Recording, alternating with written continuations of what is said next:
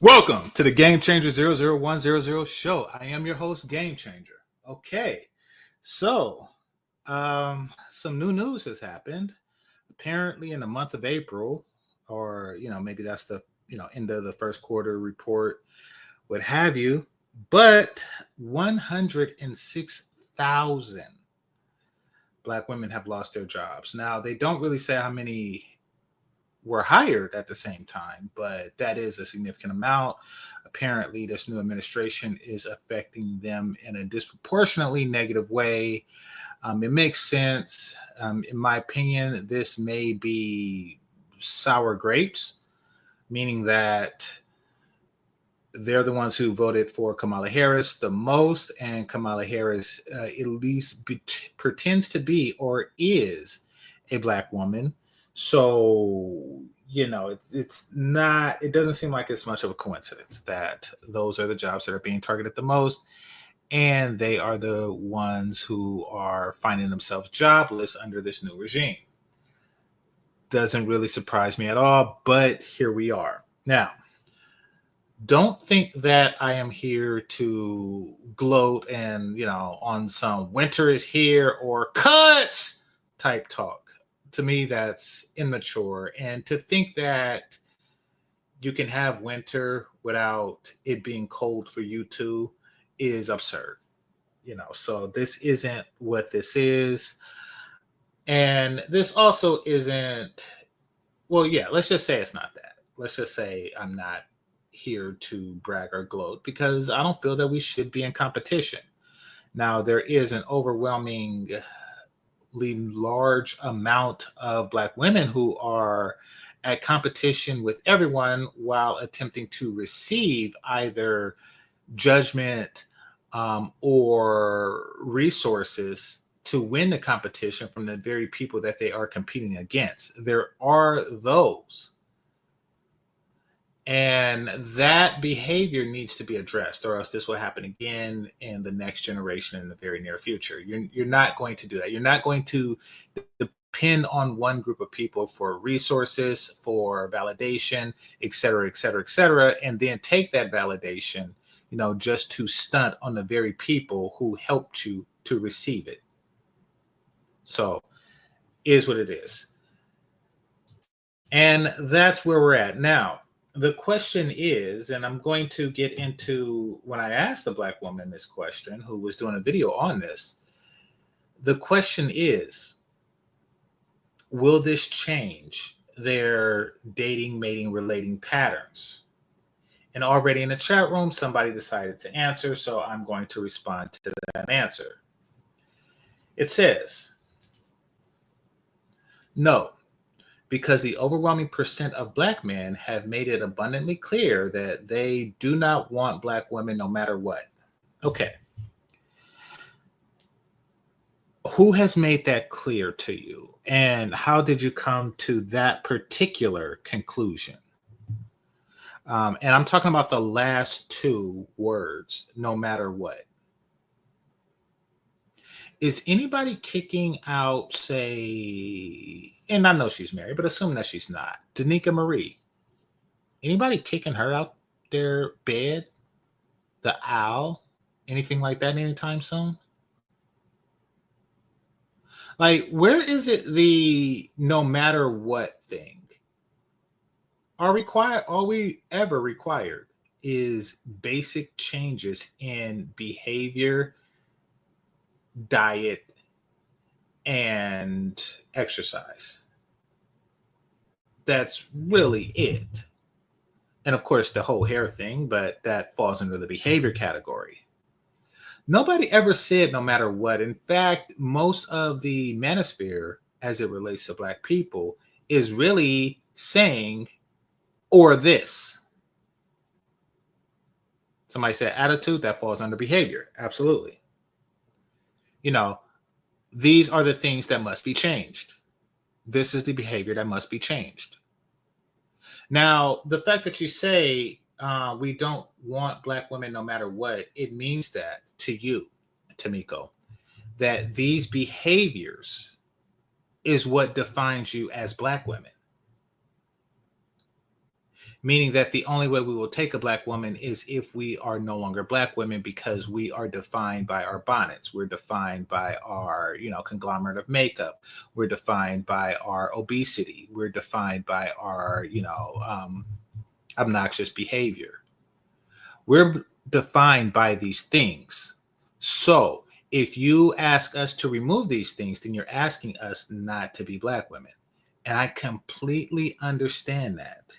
You don't want to conform to anyone's rules or what they want you to be, which is why you find yourself in constant odds with everyone, because who you define yourself to be is, quite frankly, repulsive to all. Very good comment. I'm going to read some more. All right. So it says, absolutely not. They'll run to safety net, but that's being cut as we speak. Checkmate. Yes. I do believe that they're going to run. And they're going to run to a number of different places. And they are aware that safety nets have been cut. Understand this. This whole jobs thing, this whole, independent thing is actually a run from the safety net. I'm going to repeat that because you really need to know this. Everyone really needs to know this. You see, and I know many of you are younger. You probably wasn't around for the late 90s when the first cuts to welfare came. Not really the first, but the most recent and drastic cuts to welfare came. Notice how after that, this whole, most educated thing followed almost immediately after that. The junior colleges and the, trade schools, the medical assistant schools, all that became flooded with these women. If you were there, you were there, and you know. If you weren't, then you weren't, and you don't. But they started to flood these places, and that's in preparation for what's to come. That was them exiting the previous life template of, becoming a teen mom and getting on the welfare system, and then finding a stepdad before the kids turn 18 and possibly divorcing him and taking half of his crap, but basically just finding a way to get as much from the system of men and system or men, get as much from them as they can possibly get, while at the same time giving as little as possible. So yeah, this is actually an exodus from the safety nets. Now they might try to run back to the safety nets. The safety nets aren't what they used to be, and they're about to get worse, as you mentioned. Or they're going to try to find something else, and or they might actually become decent wives. I'm sorry, I almost said the whole thing. I almost said that they were going to become decent wives and mothers. I almost got those words out before laughter struck. Almost. Dang. All right. Anyway, there we go. Let's see. They didn't work then, still not working, just having kids for money. No, they're working. So ever since the 80s, and this was before the whole welfare cuts thing happened, there were two groups of Black women who didn't try to do things the right way or the traditional way or work in the family way. Let's just call it the family way. There were the welfare queens, and then there were the queens that were hired to hand the welfare queens the checks. Now, what does that mean? It means you have the women who were on welfare, and then you have the social workers, who almost always were Black women, who were paid by the government to support the welfare system that they were essentially on. You had that group of Black women, and these were Black women who really had the same mentality. They were just willing to wake up earlier in the morning, but neither of whom wanted to be decent wives and mothers. So what happens is that that class of women largely, because they all found work in the government, that class of women largely has been disrupted. And I think that these numbers that came out in April is a reflection of that. All right. Still not working. Let's see. They just want someone to pay for me. Once again, get as much as you can while giving as little as possible. I think to some degree, all people do it, but it's what they want that's unique, and I'm going to get into that as we go along. Now we see why they are pushing forgiveness on loans. Yeah, well, everyone wants their loans forgiven. I mean, it is this whole, there is a certain audacity to say, I borrowed money and I don't want to pay you back type thing going on. I was shocked when it was just out there. I mean, it was just out there during the Biden administration. They were just out there saying like, "Hey, I want I want this to be forgiven. I want you to just lose the money that you gave us and lose the interest rate that we are giving you. I want you to just say, nah, I don't want that anymore." I found that interesting that that was a request, not just from anyone, not just Black women, but from anyone. But I'm looking at it from their point of view. And I think that what they're really asking for is kind of like a repair for, how can I say this? A repair for not getting what they paid for as far as education goes. Let's be clear, they claim that they're the most educated, and I do feel that they are overly educated or overly degreed. But they're not the highest paid people, now are they? And there's a reason for that. So what that means is that their education did not yield the economic results that they want, or else they would have paid the loan themselves. I mean, basically, they feel like they were lied to, and they were, partially from the government, but not solely. They were lied to. They were funneled into this direction: education, education, education. Be cool, stay in school. I got my degree, and they just assumed that everything was going to be Huxtable world from there. As it turns out, that wasn't necessarily the case, and they're stuck with the degree that they're spending money on, while they're being surpassed by their peers, who didn't do that, who spent their 4 years building their career, or women who simply just married wisely.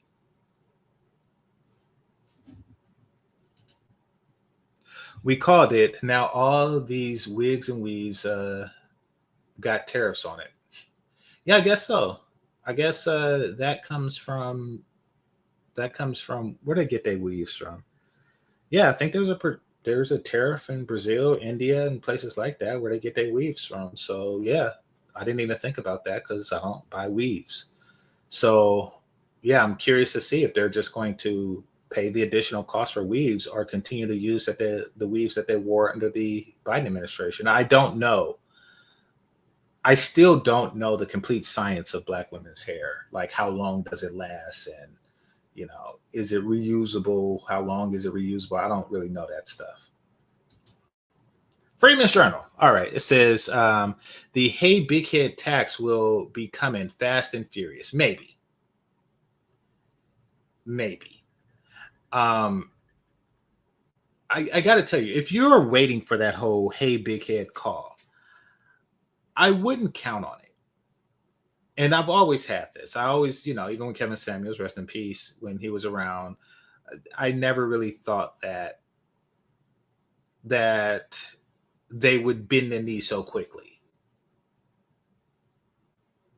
they don't operate like that, and that there's a number of reasons. Well, I will say that the current way that they are is so ingrained into their cultural identity that it'll be definitely a hard change. Someone says no, Keisha has to stand in it. Okay. What kind of question is this? It's the rhetorical kind. Salute H&M. Subscribe to his channel. According to Kendra G's live show, Black women earn six figures at such an accelerated rate. Um, maybe, maybe. I don't know. I don't think so.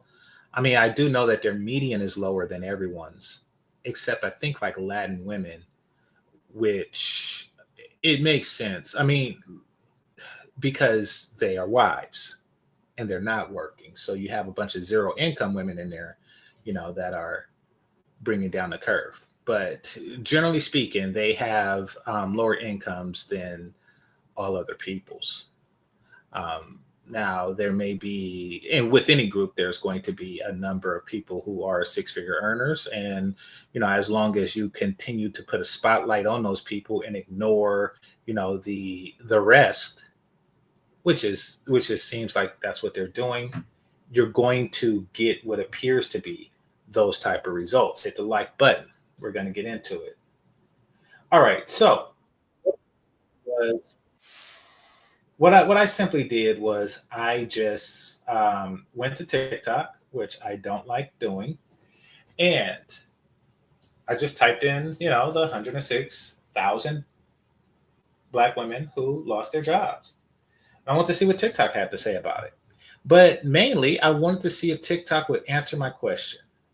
Will any of the women who are speaking about this, will they say, something, now's the time to become decent wives and mothers?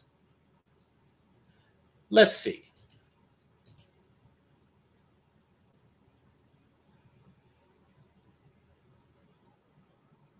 Oh, wait a minute. All right, here we go. Okay.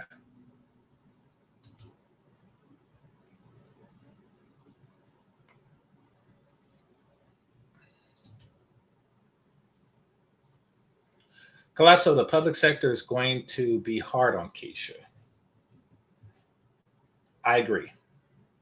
I agree. And, DEI, not having DEI is not helping with that either. All right, let's take a look.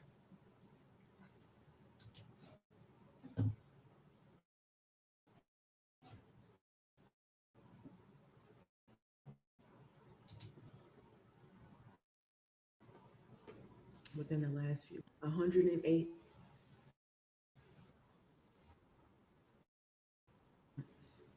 I'm a part of that group. FAMU is under attack by putting a Black woman that has no,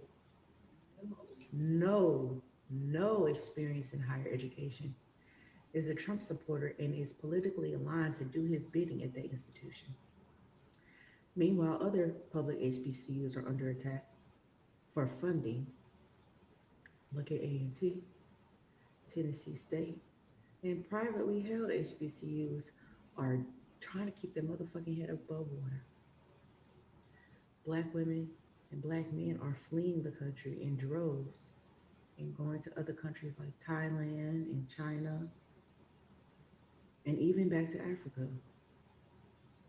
Entrepreneurship is in the spike, and they think that by doing all of this, we're gonna what? Go back to chains? Nah, we're too resilient for that. 108,000 Black women have lost their job. Now, y'all see that? She said, go back to chains. That's how she defines being a housewife, going back to chains. The audio is what it is, people. If you could barely hear it, you're in the same boat as me. I can barely hear it too. She says, go back to change. That's how they see, being a housewife and mother, going back to change.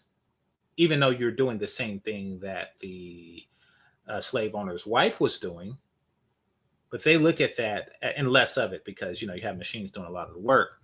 But they look at that as going back to chains.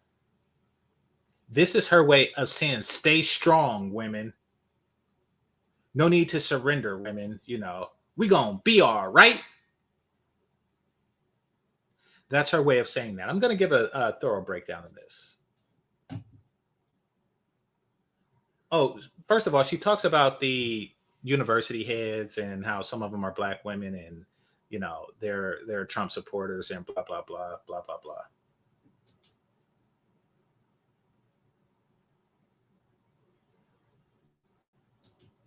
Jobs are being terminated within the last few months.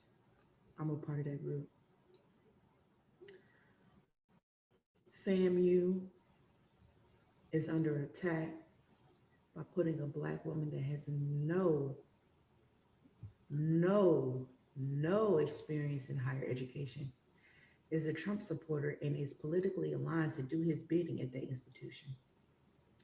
Meanwhile, other public HBCUs are under attack for funding. Look at A&T, Tennessee State, and privately held HBCUs are trying to keep their motherfucking head above water.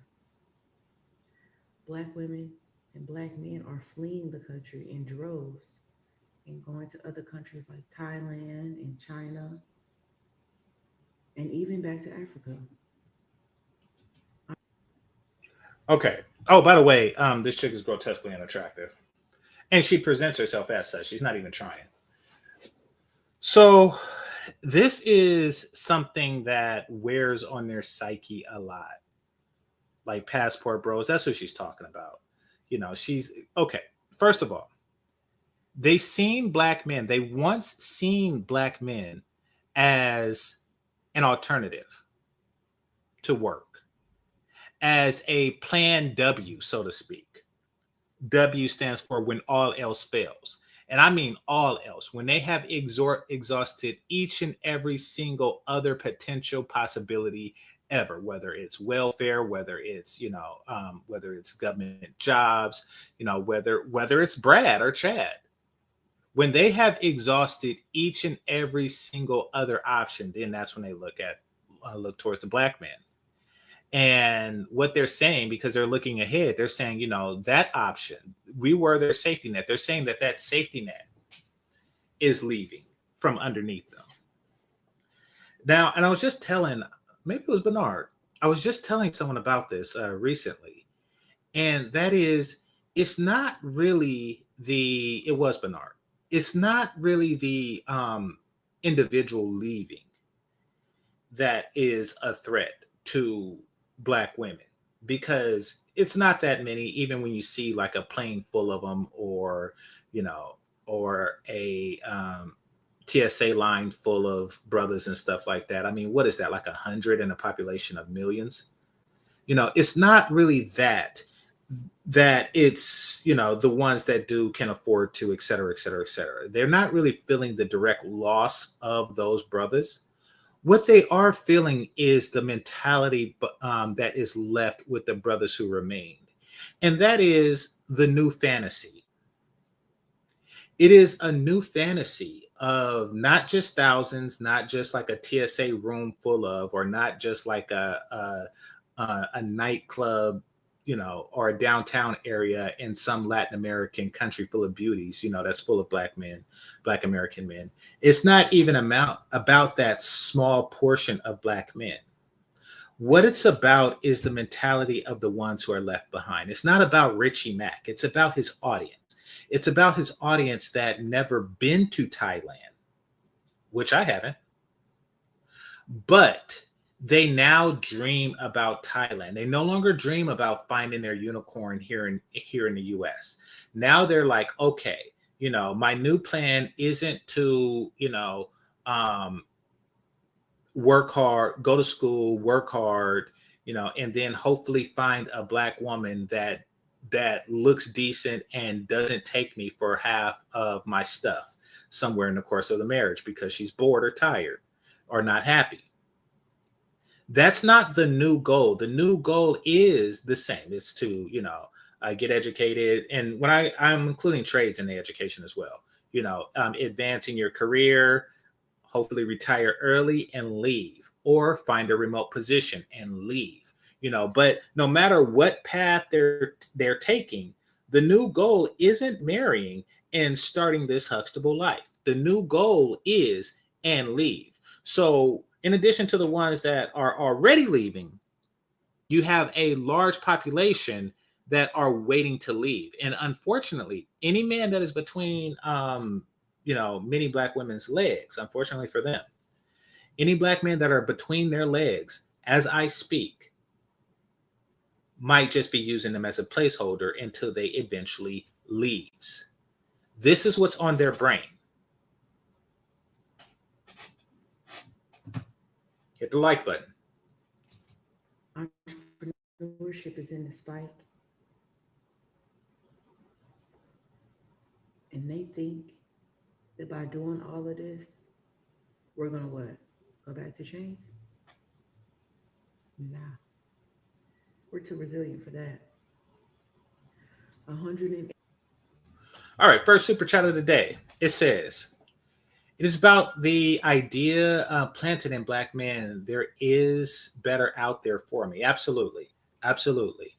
Black women's mating strategy depends largely on scarcity.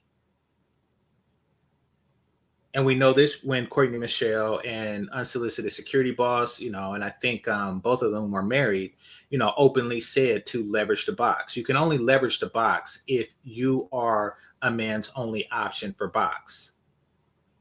You can only really leverage anything if you are their only option. Kind of like Trump with tariffs is attempting to leverage other nations, but other nations are saying, wait a minute, we could just deal with each other. You can only you can only leverage someone when you have the monopoly on it. Like if you are the only place in the world that they can get soybeans from and they really need soybeans, then you leverage that. But China, like black men, are getting their soybeans from Brazil. And y'all know what I mean by soybeans. Yeah. Ha. So that's their attempt, and any competition to that is going to threaten their whole mating strategy. While others' mating strategy is, if you're not sexy, then be as cute as possible. If you're not cute, if you weren't blessed with that genetics, then be as accommodating or as amenable as possible in order to secure a mate. Their mating strategy is be the worst possible bitch you can possibly be and know that he doesn't have options. It's the same strategy. It's the same mating strategy, or it's the same sales strategy that I would have if I was forced to sell toilet water to a population. I would hope that they don't have the wherewithal to drink rainwater and that they would buy my toilet water for, race loyalty, or they just don't have any other options to drink water. That's what I'm hoping for, and that's their mating strategy. It says that black women, wait a minute, let me start from the beginning. It's about the idea planted in black men. There is better out there for me. That has black women terrified. Good, absolutely. Action and inactions have consequences. Absolutely. Absolutely. You can't manipulate the market, the mating market, the way that you have without consequences. You just can't. The British, the English had the monopoly on tea. And not only did, of course, the American Revolution, which there were other things going on, but it was, that's what they say, was about tea. So you have that. But what you also have is a population who culturally shifted to where over 200 years later, we still don't drink tea like that. In fact, in 3 years, it'll be 250 years. We're just not drinking tea like that. There are actually, no, next year. Yeah, next year it'll be 250 years. We're just not drinking tea like that.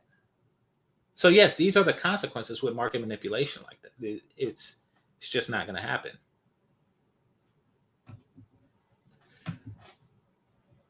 All right, so let's see what the chat room has to say to this lovely lady. We need to get dressed up and go outside in the sun. Our community can support us. Okay, let's talk about that.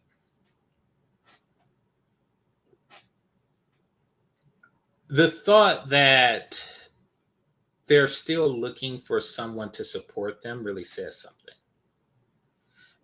And don't get me wrong, communities are meant to support people who come across hard times. But in a very real way, it's like an insurance policy. You actually have to put into it before you can take out of it. And for about 50 years now, y'all haven't been putting into it at all. So the community, unfortunately, isn't strong enough to support you. And then there's the fractions of the community that simply aren't willing to.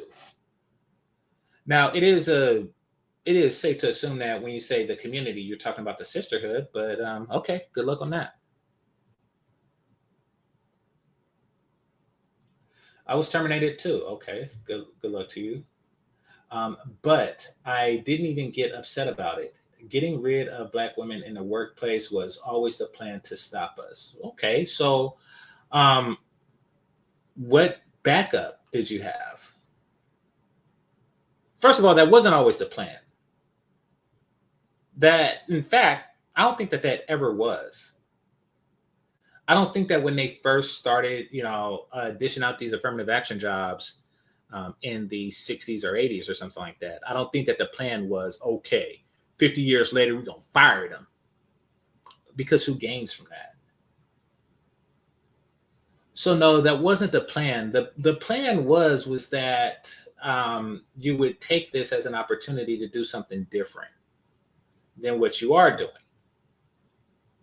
And then I think now it's the thinking is, okay, this is never going to change. So we got to put a stop to this.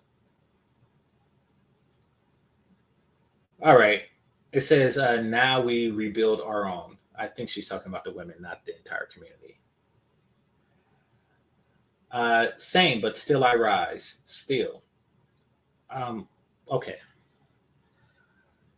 How have y'all risen? Let's start there. Because degrees and stuff like that is really just empty platitudes. Like, how have y'all risen? How are you better in any measurable way than you were 50 years ago with all of this foolishness? I mean, you've risen your bellies. Is your families better? Is your communities better? Is your own personal income better?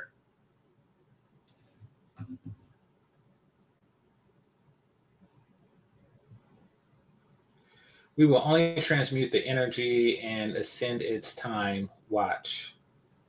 I don't know what any of that means, so I'm going to just move along.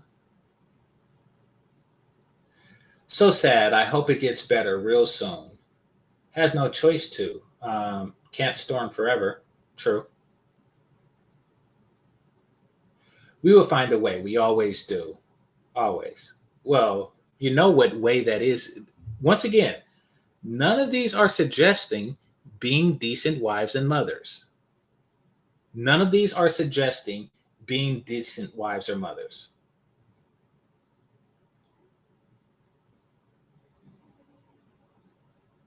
We're the 92% vindictive behavior. I agree. Okay, moving on.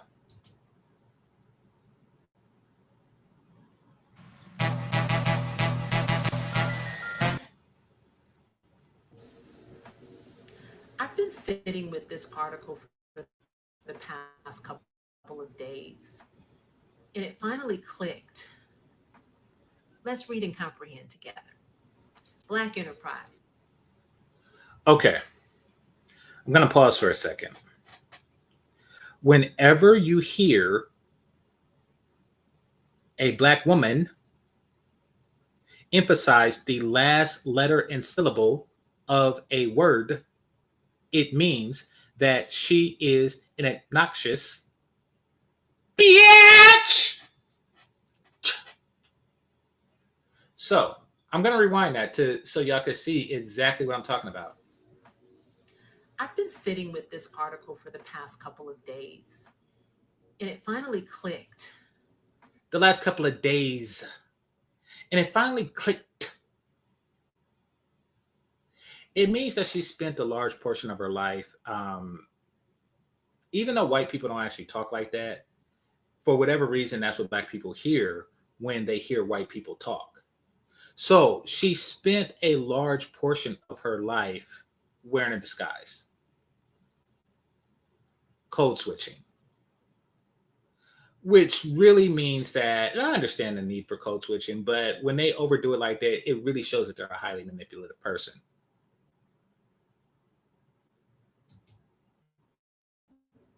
Let's read and comprehend together.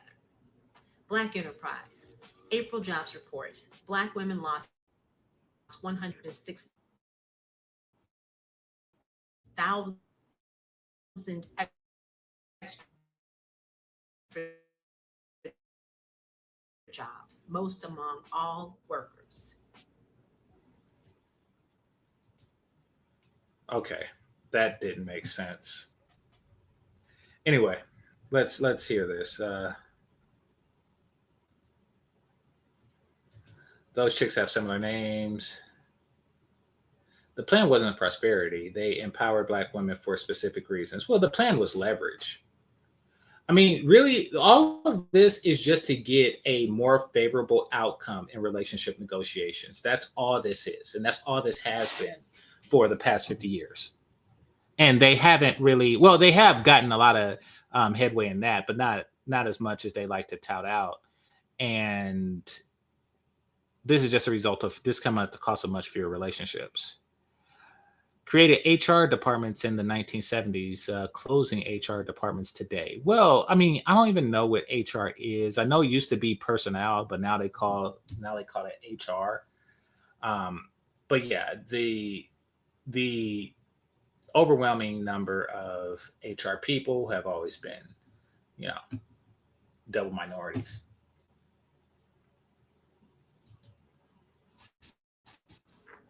1 month, April 2025. Not only did Black women lose jobs on par with the other demographics in the workforce, an additional 106,000 Black women lost jobs, most among all workers. So, not just 106,000 Black women lost jobs, no, over and above all the other demographics. So, I hope you're picking up what I'm putting down. I'm Angela. I experienced a corporate layoff in June of 2023 after a 30-year career in human resources and talent acquisition. I have since moved into the A 30-year, okay. First of all, human resources and talent acquisition is the same thing. But I mean, human resources is really just like such a broad umbrella of crap that I mean it's really like a hall monitor for adults. You know, making sure that the adults follow the rules that are being laid out by human resources, and that is so they can get along. It's annoying. Nobody likes it except the people who are in it. She said that she did it for 30 years. And you would think that someone would retire after that. You would think that after 30 years on the job, it's just time for you to retire, but you're broke. So it's not, and they probably just made you retire, but you're broke. So it's probably, it seems like you're in a situation where I was let go. It's like, nah, you were there for 30 years. And now you are looking for a different career path because you can't be not working.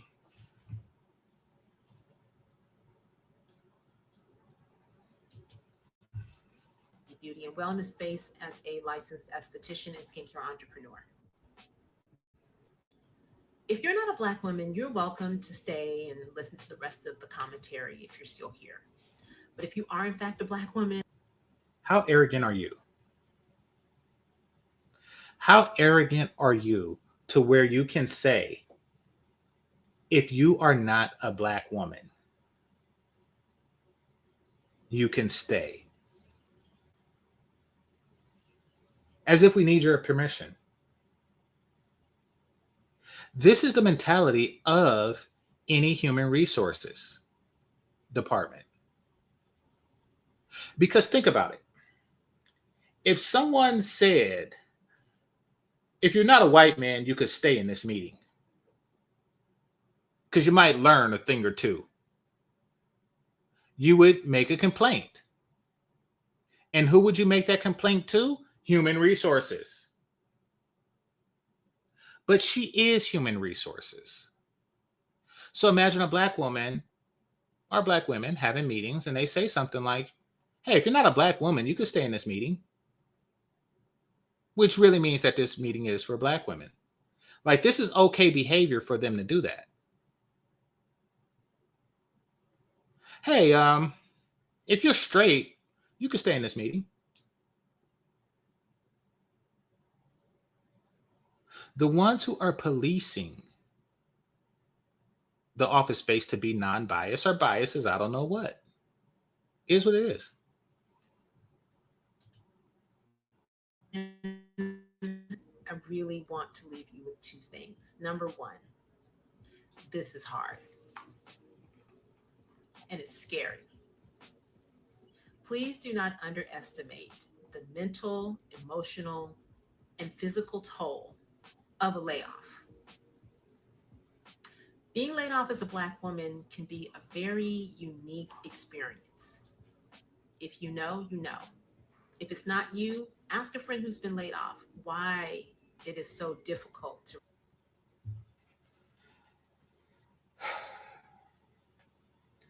For 30 years, this is the person that was in charge of talent acquisition. And also this is the person that you see on the way out.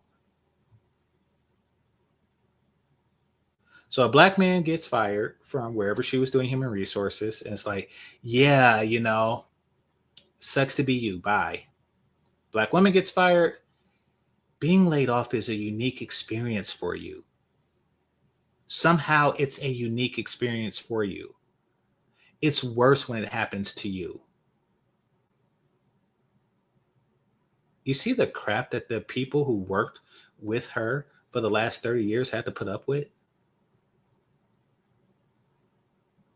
Being more empathetic to the group that's most like her than others. It's a unique experience when it happens to you.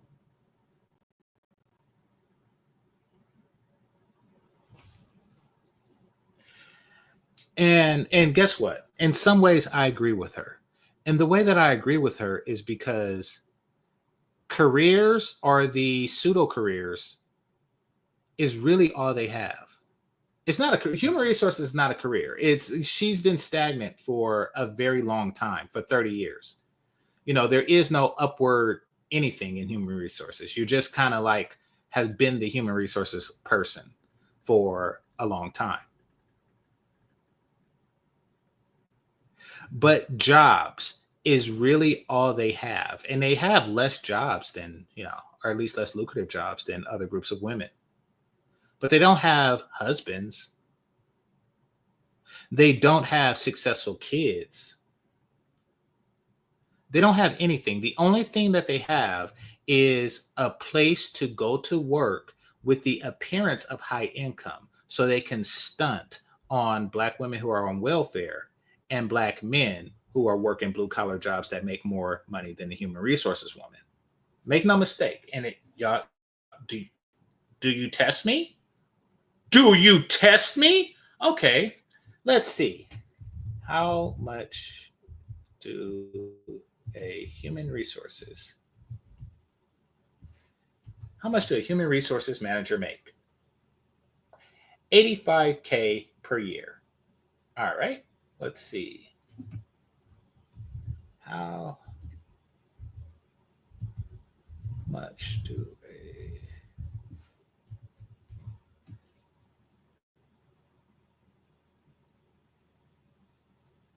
a truck driver 100K per year? Do you test me? Let's see. Yeah. How much do a plumber make? How much do a plumber make? Based on experience and location. Okay, so it's a varied salary, but nevertheless, making a lot less than many blue collar jobs. But they still like to stunt.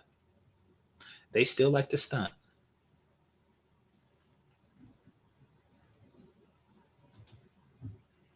To recover from. If you, in fact, have been laid off, let people know how you feel because a closed mouth won't get fed. Number two, I want you to do what you've always done, but I want you to do a little bit differently this time because the beautiful Aaliyah told us to dust yourself off and try again. But this time, I want you to do it for you. I want you to release the expectations that others have of you. I want you to do something for you. And it may just be 1 day a week or 2 days a week, whatever you can handle at this time, and allow it to grow. Do not underestimate what we call pink collar jobs. Beauty is $1 billion industry. There's enough for you to get a slice. Go back to school, get your cosmetology, aesthetics, barber, nail license. Do. Okay. So after watching the whole educated black woman empire crumble, her suggestion is more education. I'm going to repeat this. After watching the whole educated black woman enterprise crumble, her solution is more education. One more time. After watching the educated black woman enterprise crumble, her solution is more education. I'm wondering if I click one of these and the solution will ever become be a decent wife and mother. I'm wondering, I'm hoping that I click the down arrow and that happens. But her solution is to, do what she calls pink collar jobs, which is, cosmetology. I don't know if that would work for a number of reasons. The primary reason is that no one really sees you as beautiful. So it would be, I'm not talking about her in the individual sense, even though that's true. I'm talking about like other groups of women don't really want you in their hair because they see what you do to your own damn hair. They don't want you as makeup. They don't want you on their nails. I mean, it's a reason why Asian women are looked at as nail techs and stuff. Like there are reasons behind these things. Other groups of women just don't really see you like that. They don't want to mirror your unnatural beauty. What do I mean by that? Like maybe they want full lips or something like that, which would fall under the natural category. And they're not going to go to you for that unless you're a plastic surgeon. But they don't look at your makeup and say, "Ooh, who did that? I want that." No, not going to happen. Nope. Nada.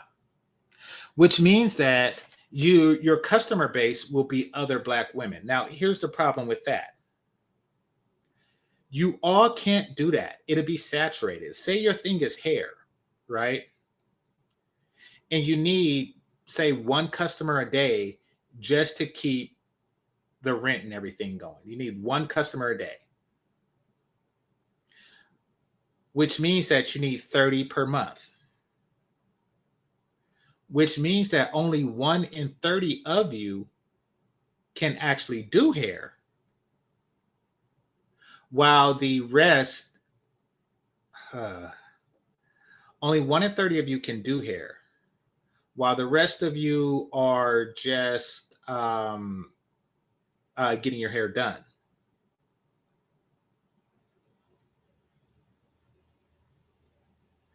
Which means that if 1 in 10 of you are doing hair, it's less customers. Y'all starting to compete for each other's customer base.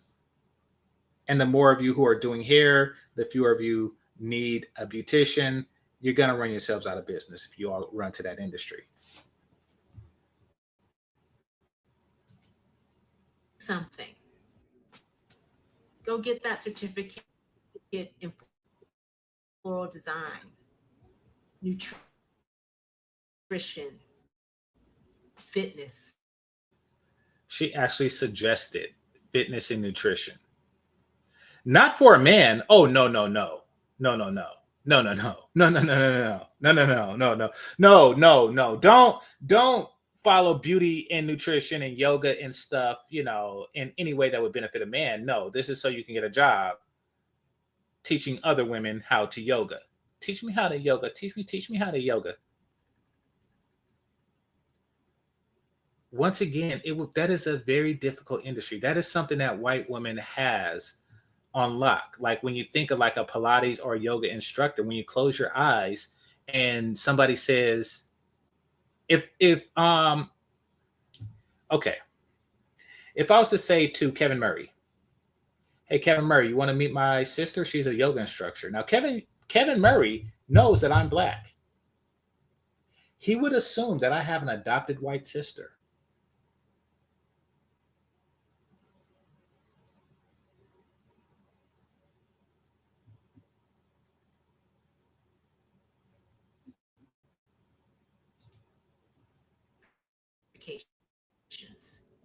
Get up and do something. I'm seeing too many TikToks of us just paralyzed by fear and doubt and uncertainty when it's truly a lack of security. Jobs are not going to keep us secure any longer. You got to build that security from the inside out. It's never going to be a 100% secure situation.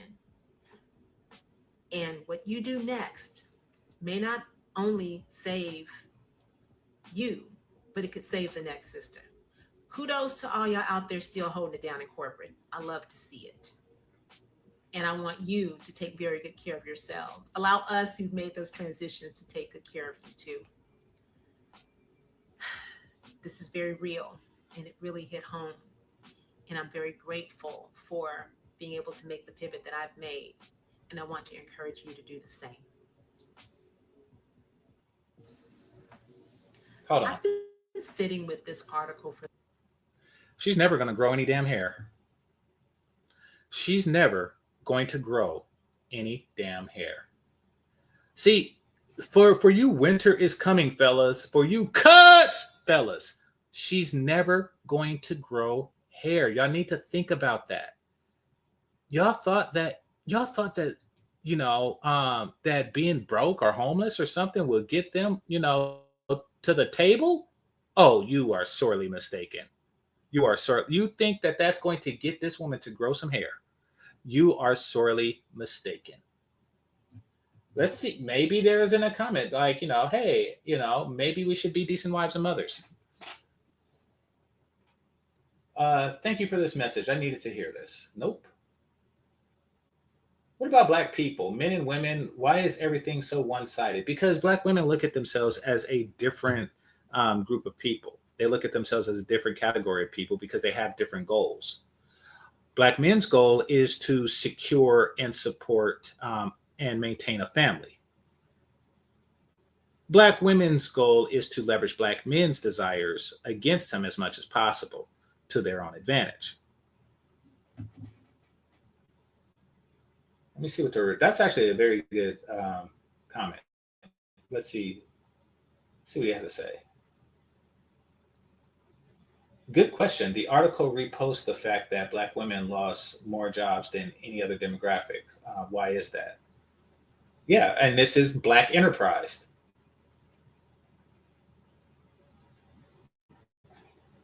Why can't you see the facts instead of seeing the report as one side? Oh my gosh. Okay.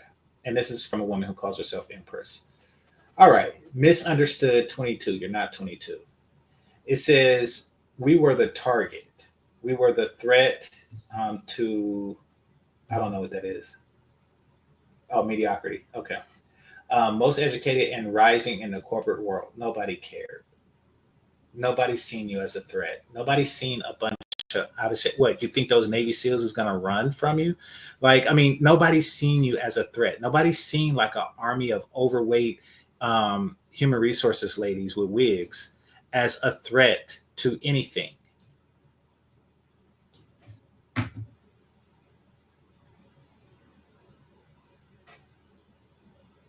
More Black women who lost were workers in the government. Those jobs used to be anchors into upward mobility in our community. And when you say our community, you're talking about Black women community. I mean, keep in mind that, if it were Black men, then the report would show, Black men too. But no, they were disproportionately high in the government. And they were also disproportionately high as far as DEI goes. They got rid of DEI. It wasn't like a lot of Black men that lost their jobs because Black men gained like 48,000 jobs. No, it's the Black women who lost the jobs when they said no more DEI.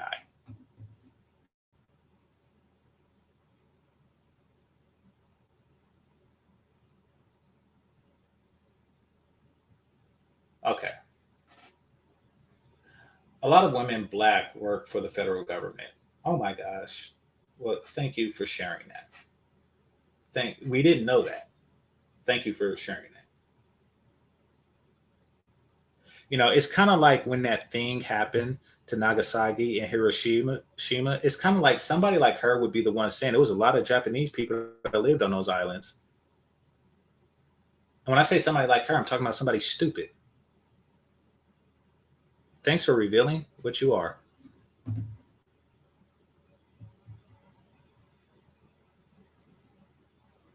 And being passed up on jobs, the rejection can be disheartening. Yeah, y'all avoid rejection. I can tell by how y'all date. But let's talk about that for a second. And being passed up on jobs. You want to know why you're being passed up on jobs? Is because people view you as obnoxious. And the reason why people view you as obnoxious is because you are freaking obnoxious, collectively speaking. When you feel that you have the upper hand, put it like this. And this is how the world sees Black women. Each and every single time you can be obnoxious and get away with it, you are. So why would they put you in a position to be obnoxious and get away with it? So I showed recently Frontier Airline and how a woman who worked there, refused to process some guy. Maybe he was late or something, and she decided to be as obnoxious as possible because she thought that she would be able to get away with it. She's like, okay, in this particular instance, I'm in the right. He wants to get on, but our rule says that, you have to be here 30 minutes prior and it's 29 minutes prior. So now I can. This is as obnoxious as I can possibly be. And she went all out with it. Who wants to hire somebody like that? I mean, Frontier and Spirit, but they hire the worst people. And they probably had her working, HR while hiring these terrible people. And that's another thing. That's probably why they got rid of her. Like they looked at the people that they hired and it's like, oh wow, it's a bunch of bald, obnoxious Black chicks here. So maybe we should get rid of the source.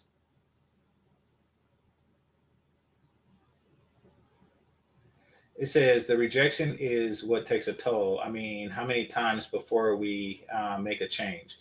I think this person. Oh no, this is the creator. I think that the content creator is just trying to push entrepreneurialism, but entrepreneurialism only works. I can't say that word properly, but it only works with a good reputation behind it. Trust me. I used to tutor math, and Asian tutors did use that to their advantage because they have a reputation of numerical competence behind them. And they also use that to their advantage when it comes to massage therapy. In whatever city, watch, just look around. It'll say Asian massage, Swedish massage. Try putting up a sign that say Black women massage and see how many people go. In fact, try putting up a sign that says Black woman anything and see how many non-charitable people will go.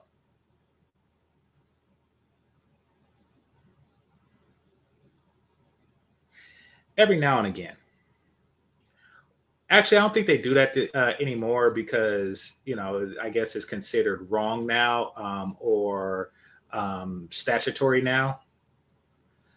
But every now and again, they used to have like a bikini car wash. Maybe college girls still do it. And this would consist of like high school girls who needed money for a cheerleader uniform or something like that. They did it on that movie, Bring It On, with Gabrielle Union. Notice how they didn't do that with the Black cheerleaders. Notice how when the Black cheerleaders needed money, to go to finals or whatnot, when they needed money for finals, what did the Black cheerleaders do? They got a donation from Oprah because nobody wanted to see their bikini ass. Nobody wanted to see that crap. Nobody with money. White women were able to profit off of their sexualities, their goodies, whatever you want to call it. Black women are less capable of doing that because most of them bodies are shit. Most of their bodies are shit. Now, Gabrielle Union's body wasn't, none of the members of the movies weren't, but they don't care because that's not what's going to be on the sign. When you're driving down the street and you see a Black woman holding up a sign that says bikini wash, even if she's attractive, you're going to assume that 80% of the other ones aren't. And you're not going to stop by to get some hood, bikini wash from a chick with fake hair. You're just not going to do it.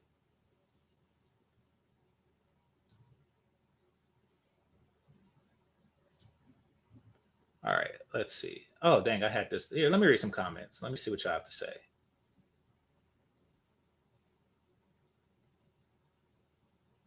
All right. Oh, 6 hours. Okay, let's see. I keep track of economic data because I trade stocks. Black women have had the highest unemployment rate for a while. Unemployment data comes out quarterly. I didn't know that. Because this is the first quarter of the new administration. So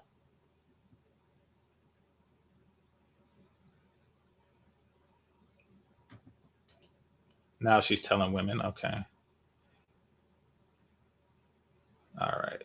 I think I've seen that one. In other words, throw money into the problem. Okay. No, because marriage-minded men who are about anything in life, they want to see the 86% of the Keishas who are fat and 50%, 56% who are obese, or the 30% who are 34% who are baby mamas. Okay, so let's just call it. Let's just say the 86%, right? Because if you're fat, wait a minute. Who are fat. Okay, so yeah, if you're fat, it runs like the same as obese to me. So let's just say 80% are just undesirable by body type. Um, and yeah, nobody wants to see any of that crap. So they're going to have a hard sell in private industry because let's face it, a large portion of what women sell when they sell anything is physical appearance. And that's not just something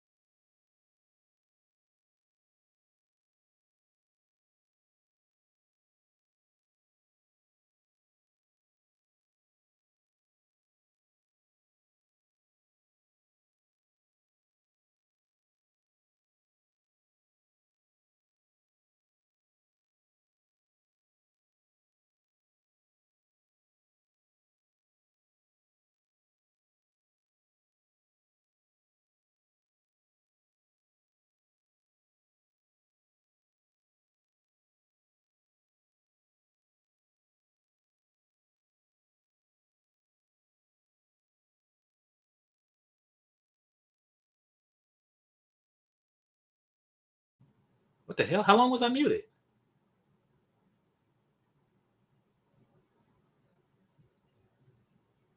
Wait a minute. So 309. Dang, I was muted for like 6 minutes. Dang, my bad.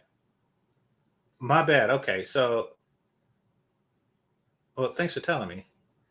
Anyway, what was I saying?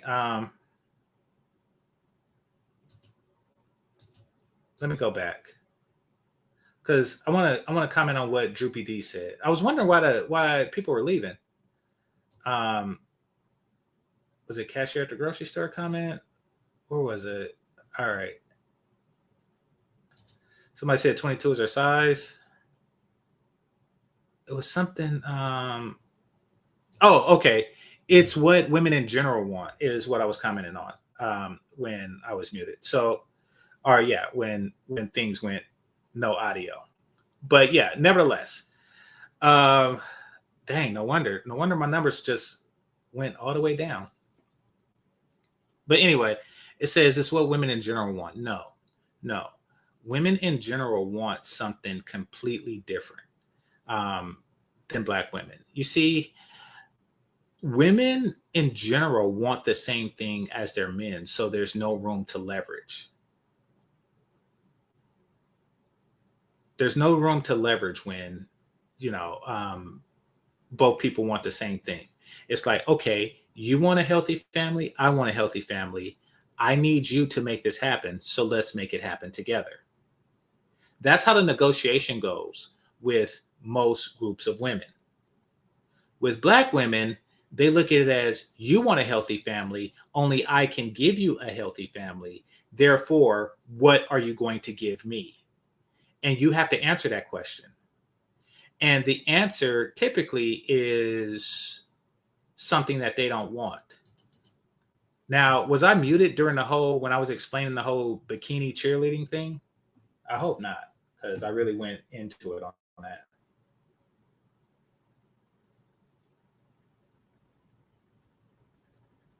All right. Somebody said, I think what women want is beauty products. We have to begin to form our own internal economy ASAP. You're stupid. You're stupid. It, what Trump is starting to realize, maybe he's starting to realize it. And this is what countries like Haiti have come to realize in a very unfortunate way, is that internal economies aren't going to work. You know, no country is an island unless it's an island, of course. But I mean, you know, they're not going to work. You need stuff from other places. For example, Haiti has sugar. You know, we don't have sugar except in Hawaii. So we import it from there. And in exchange, we give them stuff that we have that they want. It's exchange. Both countries are richer as a result of this. If you have a country that, you know, like Wakanda, that just don't do business with other countries, trust me, they will soon just end to isolation. You see those tribes in the Amazon that just, you know, live off their own land and they hunt their own antelope and whatever they do. And, you know, they, if you want to live like that, that's what living in your own economy is. I mean, you're going to need external exchange. You just are. You're not going to continue to do your own hair because the people have to pay you with money that came from the outside. What are you going to do? Like, oh, yeah, I do hair. Like, oh, okay, so what do the people whose hair you do pay you with? Well, they do hair too. Well, what are those people? Well, they do hair too. It's like, yeah, it's going to fail. Before that external source was welfare, you know, they would take some of their check and circulate it with other Black women. But these avenues are dwindling. So they're finding themselves in this predicament.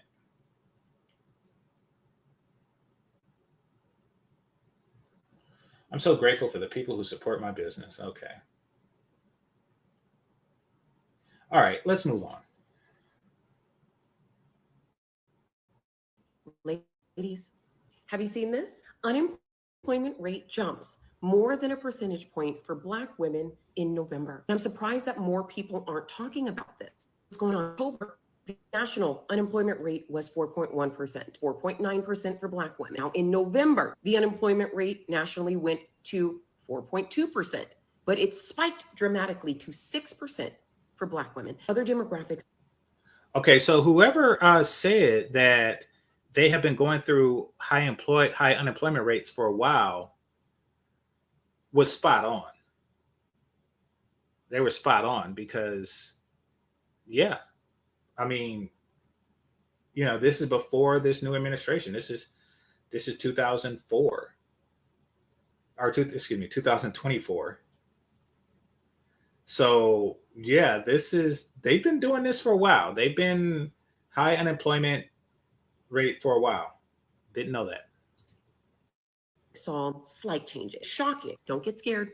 Get prepared. So if you're currently unemployed, a full-time job seeker, job search will likely take a lot longer than the average 5 to 6 months. So I want you to be wise about how you spend your time and your financial resources. You must be budgeting, especially if you've been given any sort of severance package or you're living off of savings. I want you to be intentional. Okay, this is another one. Basically, she's trying to profiteer off of this whole unemployment thing. I'm pretty sure she's going to be like, buy my course at some point, but yeah, she's just trying to profiteer from it. Never would I say be a decent wife and mother. Mole. About elevating your personal brand and expanding and leveraging your personal network. You must be thinking about monetizing your skills and your knowledge outside of corporate America. And lastly, no more secret, silent job searches. It is okay to need support. This is a team effort. I'm Krista Witherspoon, career coach with over 17 years of talent acquisition experience. There you go. Help my average client secure their next role in 45. Yeah, called it. All right. Black women's job losses in America highlight the risks of misleading independence narratives. So the same time women are being told, oh, you're impervious and you're strong, you don't need anybody. That message is going out is the same time they lost their jobs. A big, big portion of them. This, again, is what is so detrimental about this messaging. Because it's selling a lie that doesn't translate. And it's selling a fantasy that's actually leaving women really vulnerable. You put them in spaces when they're isolated, and then you fill them with ideas that not only can they do it by themselves, that they should do it by themselves, that they're impervious or they're beyond these other women who require upon community or family or men or whatever. They're above all of that. You put them in a situation where they can be spit up and chewed out. Because like I said, it's far beyond not just having a man. A lot of these ladies don't even have family. I have sisters they can get along with, a cousin, uncle, nobody. A lot of times that's celebrated. A lot of times it's celebrated. So that's what I think is so, what's the word? Insidious about this whole thing. Now, I want to turn your attention real quickly. Black women. Wow. Shay Sade just killed it. Now, for those of you who don't know, Shay Sade is from my neck of the woods. She actually went to the university that I wanted to go to, which is UC Berkeley, but I didn't have the grades, to put it mildly. I didn't have the grades, or to put it bluntly, or for whatever reason, I didn't get in as she did. Kudos to her. Kudos to her. But the reason why I bring that up and point that out is because she is an educated woman. And she's also a married woman. And she's also a woman who's not only married, but she did it under extremely traditional circumstances, which is she saved herself for said marriage. So the point is that she's smart, not just educated. And smart women live like Shay Sade. Not so smart women are really trying to navigate the world as a man would. But no, she sitting pretty, literally and figuratively. Shout out to her. Shout out to her. And I'll put this invitation out there, but I really got to follow through. And the reason that I didn't follow through is because I want to make the suggestion when her husband is there. But the three of us should really get together and go to Everett and Jones or something and just chop it up. I met YouTubers before, and you would be another one. You and your husband would be another one. So, absolutely. All right, let's see. And black men ain't concerned at all. We've been told we aren't needed for years. Okay, yeah, some sour grapes, some 100s. We are just the stupidest one. We are just the stupid ones at the end of the day. You're stupid. Well, okay, here's the thing. I wouldn't even call black women stupid for doing this thing to a certain age. But there does come an age where you need to just stop and look over, because if you've been told something since you were a child, like this is what you're going to do, this is what you're going to do, this is what you're going to do, then of course, and you do that thing, that doesn't mean you're stupid. It means that you were a child once. There does come a point, maybe late 20s or so, where you say, hey, wait a minute, I was lied to.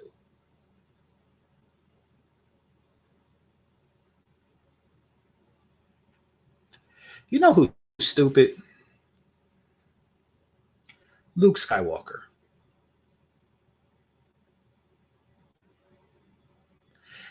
And follow me with this analogy. Luke Skywalker was lied to. Obi-Wan said that his father was betrayed and murdered by Darth Vader. But come to find out, he's the pappy?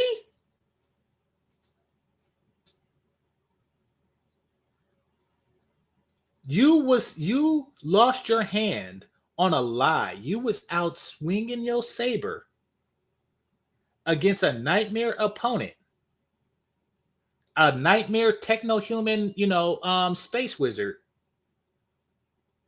on a lie. Yeah, you was French kissing your sister on a lie. He lied to you. He lied to you. He lied to get you to fight a man that he refused to fight himself.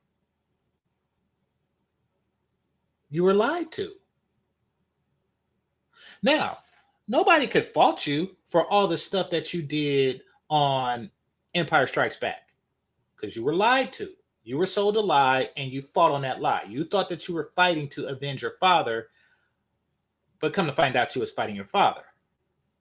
Nobody faults you for that. However, you should be pissed at Yoda and Obi-Wan on Return of the Jedi. You need to be pissed at that. I would be pissed if I was Luke Skywalker. I was like, hey, not only did y'all lie to me, had me kissing my sister and crap like that, not only did y'all do that, how come y'all didn't tell me this nigga got lightning fingers? He got lightning fingers. How come you didn't tell me he had lightning fingers? How come you didn't tell me he whooped your ass? How come you didn't tell me any of that? You didn't tell me none of that. I'm pretty sure when he got hit with that lightning, he was like, oh, that's why his bitch ass was on this swamp planet for 20 years. He didn't want to see them fingers. He didn't want to see them fingers.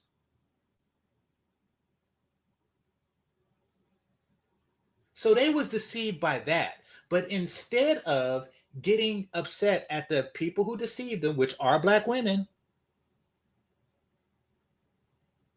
he gets upset at the emperor.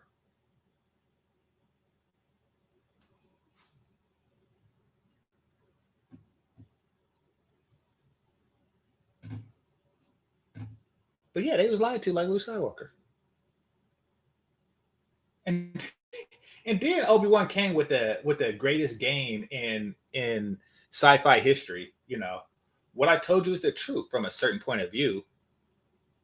A certain point of view? That is some crap that players say when they cheat on their wives.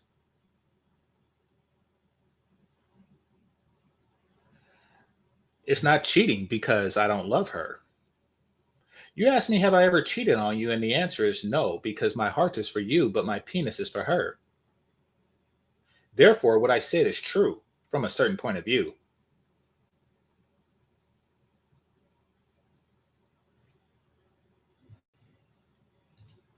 Somebody said I'm a Star Wars fan too. I'm a Star Wars fan too. That's why I am, Joe. It's not a joke. He was lied to.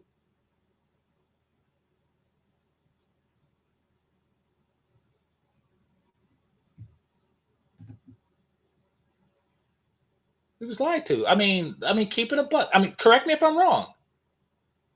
But is that what Yoda is about? Is that what the Jedi is about? Sitting on a planet waiting for somebody to come fight your battle for you? Just saying. Women's job losses in America highlight the risks of misleading independence narratives. So the same time women are being told. Oh, my bad. I was reading it. Let's see.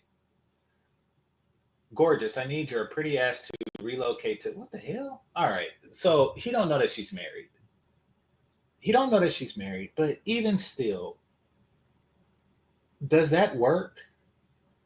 Has that ever worked? I'm pretty sure she's not the only one that she sent that message to.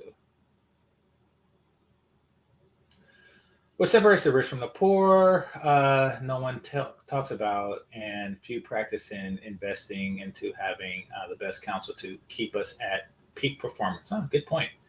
If anyone needs a boost to tackle life, contact. Oh, crap. He's advertising this. He probably didn't even watch the video. Okay. These women that are losing these cushy state jobs, they're losing the federal jobs, not the state jobs. Weren't going to do anything in the first place. I disagree with this. And this is how Elon Musk and Trump was able to get away with stuff like this. It's because, people have an image of a certain group of people. And then they assume when we fire, we're firing this group of people. They're not firing. It's not like they're just firing the person at the DMV that's fat and making a line 20 people deep while, you have to wait as she eats a fig Newton in front of you. It's not like she's firing that bitch. No, it's a lot of people that, aren't lazy and actually do critical things, and they're getting canned. And they're not even Black women for the most part. So yeah, let's not do that. Kind of like police have a reputation for being fat and eating donuts and stuff like that. So you defund, or being racist. So you defund the police, and then that person that that stops the bullet, from the bank robbers or some crap like that, is gone now. Don't do that. All right. So that's enough of that.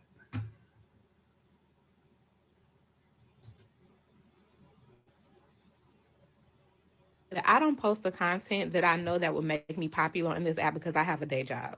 Well, that didn't age well, because I no longer have a day job, a real job. I was laid off from my job, my 6-figure job in tech, about 2.5 or 3 weeks ago. And it's been very interesting. I know that that's happening to a lot of people on this app. Whenever a woman says that she has a 6-figure job in tech, like this, it's typically, now I could be wrong, but it's typically a job that didn't have any technical skills or requirements. It's typically that type of job. And I don't want them to lose the job, but it did bother me, from somebody who actually works in tech. It did bother me, the arrogance behind the title. Yes, I work in tech.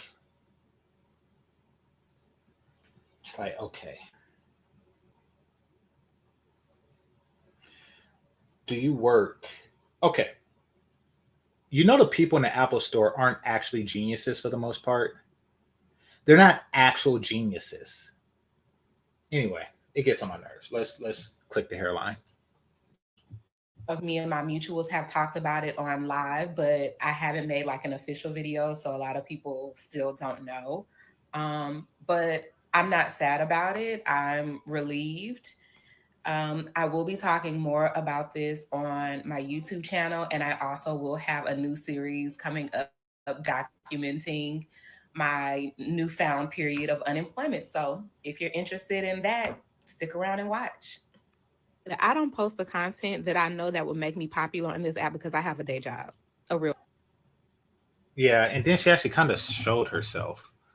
Well, actually, she's going on the same logic that I'm going on, so I can't really fault her, because I don't show myself either.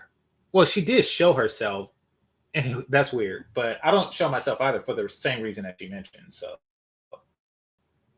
Black women especially will lose $942,000 over their working career simply because they're Black women, and the wage gap is absolutely real. So I went to UNCF. I said, let's train them. So I got their endorsement. I started Black Upstart. 7 years later, we have trained over 2,500 Black entrepreneurs to start their own enterprises. We not only teach them through a culturally relevant curricula how to start.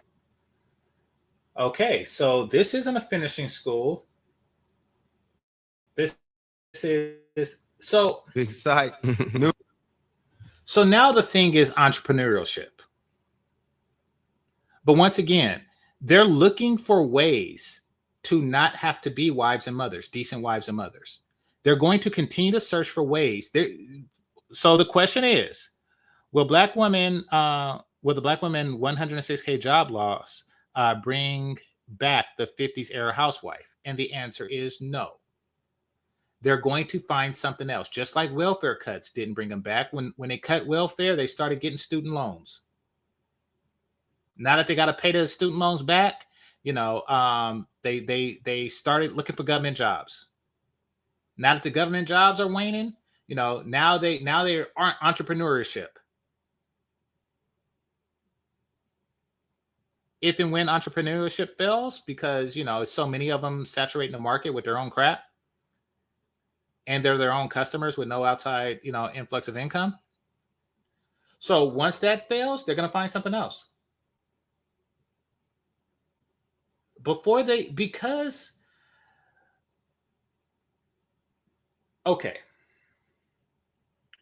Once selling box fails, because that's the last thing. That's the last thing. Once selling box fails, then that's when they will consider it. Then and only then. But being a housewife, as far as their social hierarchy goes, is below selling box. They would sooner. So, and here's what I mean by fail. Meaning, once their box can't pay the rent. Meaning that the only time they will be decent wives and mothers is when they don't have a box that's worth a damn.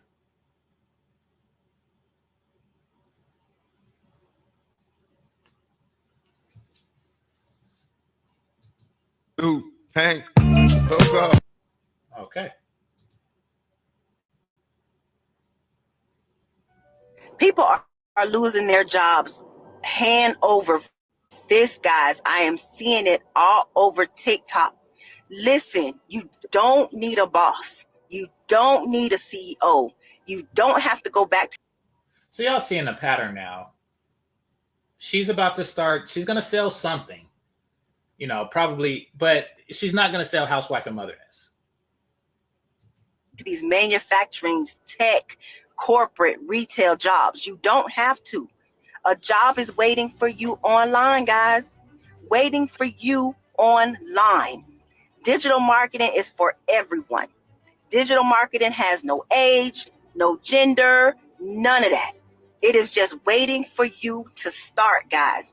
Making a one-time investment in yourself, you can be your own boss.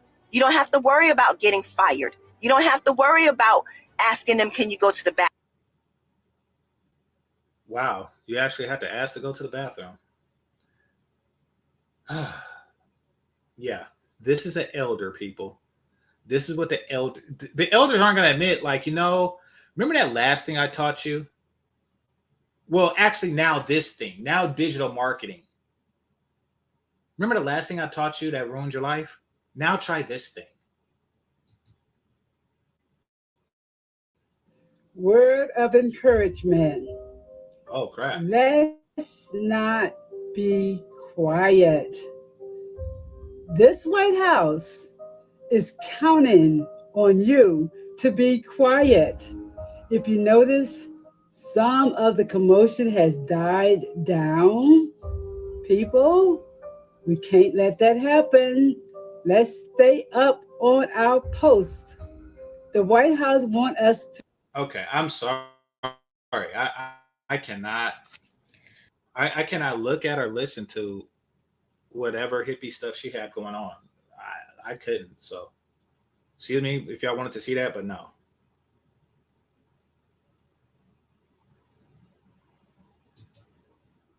There is no job security for Black women living in a country under white supremacy and the damn patriarch. Oh, crap. So, the only system that you are willing to cooperate in is a system that you control. A non-white, a Black supremacy matriarchy is the only system that y'all will cooperate with, which is what the hood is and what a large swath of the Black community is. Which means that that's why it's rejecting you. Notice that Asian women don't have a problem with white supremacy or patriarchy. Notice that. Y'all have a problem working within the existing system. I mean, and at least, they can't even do what China's doing, which is, don't ruffle any feathers, get your weight up and then come at them. It's kind of like if you're bullied and then you're like, okay, I'm gonna eat that now. But once Mr. Miyagi, put me up on game, I'm gonna give it to Johnny Lawrence. Like, that's what you're supposed to do. But y'all just take y'all skinny, weak ass and try to fight now. You're stupid. So the idea that you could just find the ideal job and you're going to be set is some bullshit. And we see this over and over again. So if you think about Taraji P. Henson, right? She's a phenomenal actress. She ain't getting paid what she's worth. Monique ain't getting paid what she's worth. Who was it? Brianna O'Connor, the Black woman coach who was killing it, but they got rid of her because they decided that, she was too fabulous, too fly with her fashion. Ever notice how when something bad happens, like getting fired, it's because, they're too much of a good thing? Next time I shoot my shot at Chloe Bailey, I'm going to say it's because my penis is too big. I'm going to shoot my shot at Chloe Bailey. I'm going to get shot down because she's either taken or she's not interested or I'm not her type for whatever reason. But I'm going to say, yeah, so she shot me down because my dick's too big. That's what they sound like. Yeah, because she's too fabulous.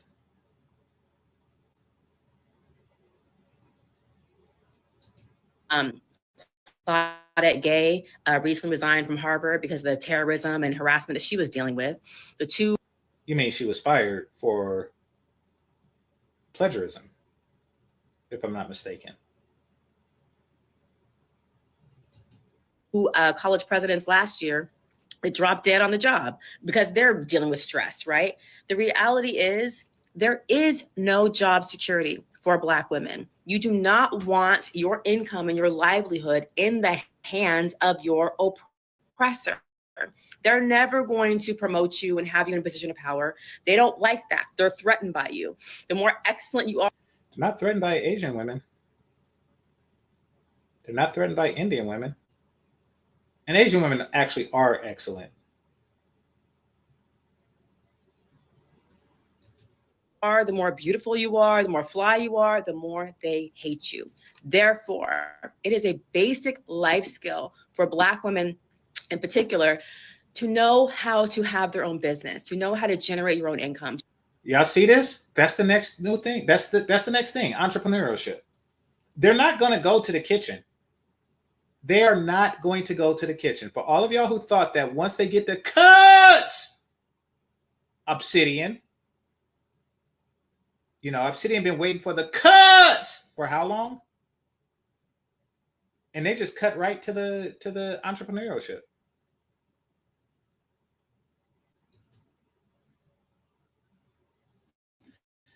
All right, I gotta respectfully disagree with you.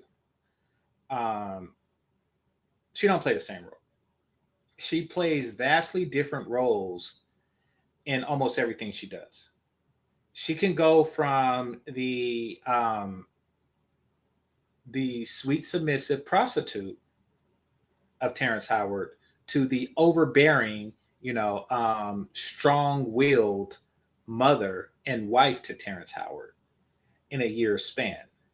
She can go from the old Black mama that nurtures a reverse aging white baby in one scene and then play, Kill Mary. So no, she's diverse. I don't know how much money she makes to say if she deserves more. I would, on the surface, I'd say no, because she's done what a lot of women have done and a lot of actors has done also, and that is they win a major award and then they just assume that comes with an enormous influx of cash. She won the award for Hidden Figures, and she's just like, oh, I should just get this for Proud Mary, a piece of shit movie that nobody's seen, and and it just goes downhill. You're only as good as your last movie. So she made a crappy movie, and the people who invested in that movie thought that people will watch it because they had the Academy Award winner in it. Turns out that they didn't, and then people were skittish on investing in her. And Terrence Howard did the same thing. Terrence Howard, he won an award for Hustle and Flow. And so what I've noticed Hollywood does is once you win that award, they'll pay you, assuming that they'll give you a chance. They'll give you that big pay, and they'll say, okay, did he win that award because of him or because of the role he was in?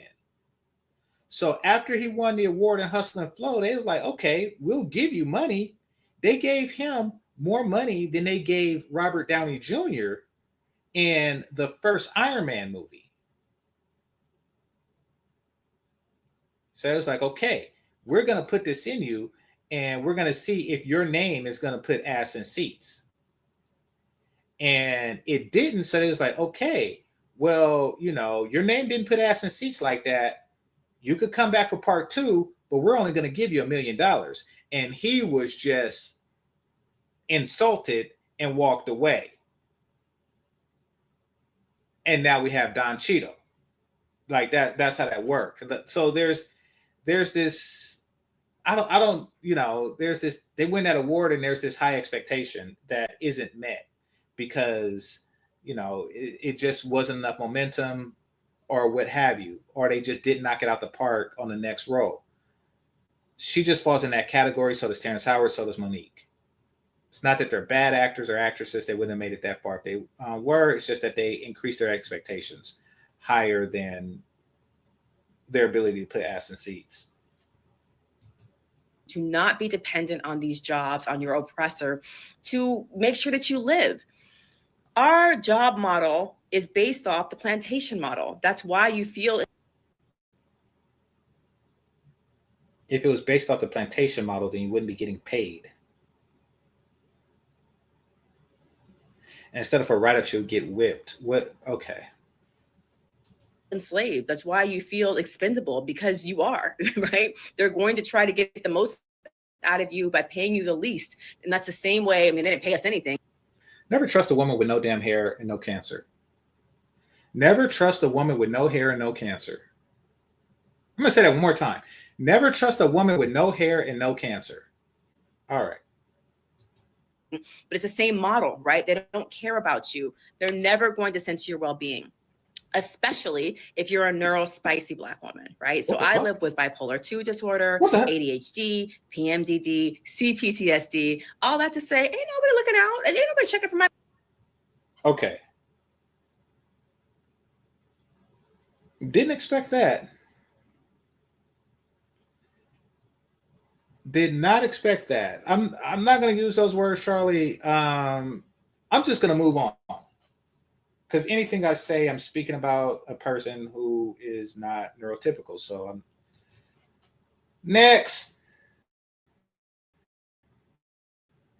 Sing it with me now. Devil is a liar. Tell somebody I know what God did for me. I always thought rock bottom would look louder, more dramatic, maybe a shoe getting thrown, at the very least, some crying. But it was quiet. So, thank you again for your work with us. We really value your creativity, but due to budget restructuring, your role. All right, this is boring. All right, so enough of that. Let me go to the feature presentation. Somebody said, never trust a big butt and a smile. Yeah, exactly. Bill DeVoe warned us about stuff like this, you know. But at least a big butt and a smile, they're actually smiling and they have like a big butt. Like, what in the hell? We ain't even got no hair. You shouldn't have no damn hair.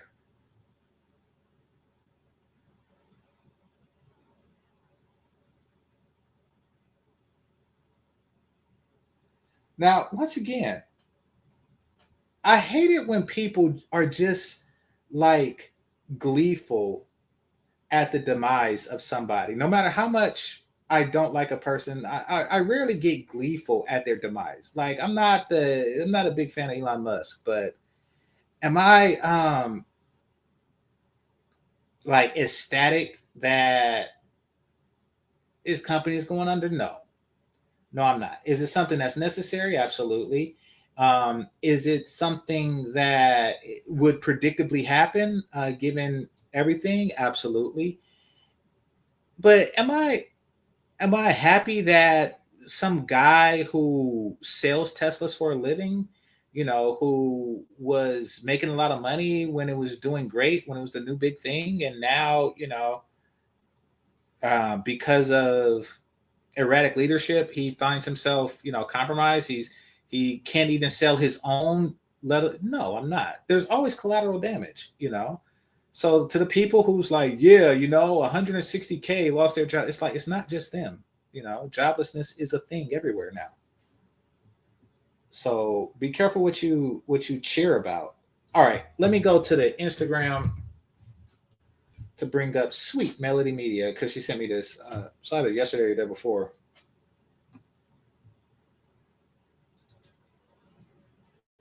Y'all keep sending the Instagrams.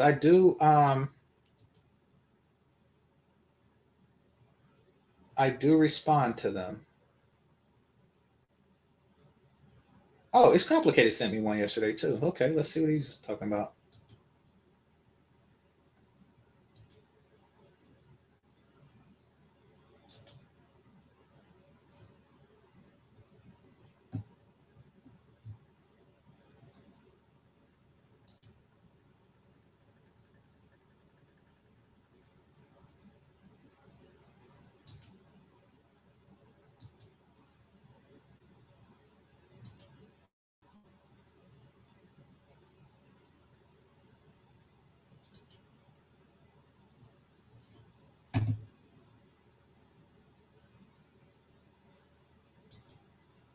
Recording for evidence.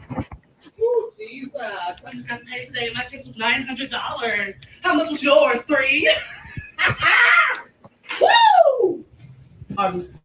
They said that's why I don't get it. You a young dumbass boy. I don't argue with kids. All right. It's like, what are you talking about? This ain't no motherfucking dreads, hoe. All right. Them ain't no motherfucking dreads, bitch. All right. The problem is. What's wrong with her? She on them in the motherfucking dreads. I need some service, bitch. Some service, please. This neck head girl don't want to take you out. Child. Then I gotta work with this bitch again? Oh, help me, Lord. Oh, Jesus. Call in tomorrow, bitch. Please call in tomorrow. A young slow dummy. That's what she is, a damn dummy. A broke dummy. Matter of fact, she a broke dummy. Bitch don't have shit. You need to put some shit back. She'll let you gonna buy that wash powder back there. She ain't gonna buy that shit. Cause she ain't got no money to buy that. Broke a regular ass car. Goddamn top don't even go down. It's so funny. Regular ass car. Then she parked right beside me. I should have scratched that motherfucker.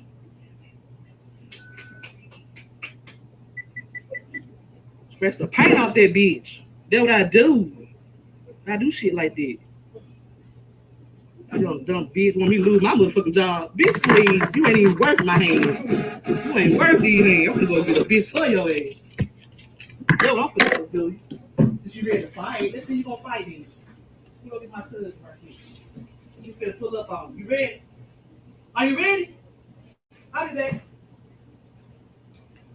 I will be back, baby.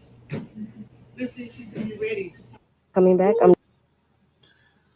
Okay, so this is who wants to start their own business.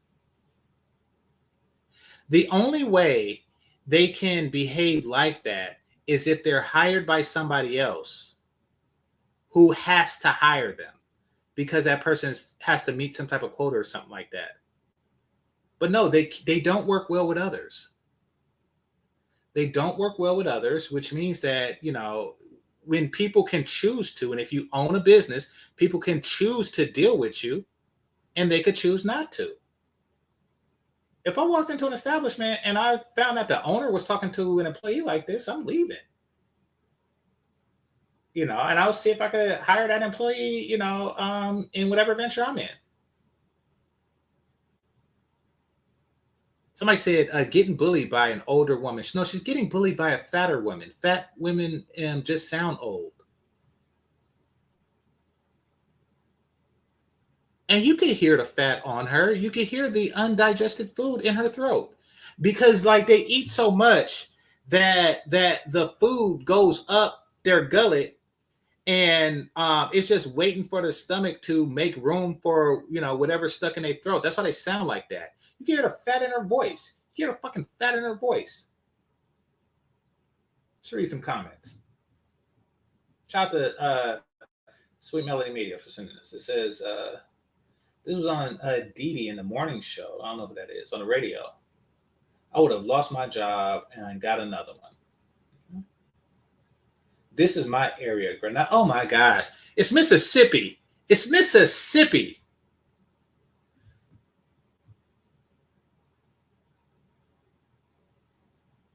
I'm not going to say nothing good ever come out of Mississippi.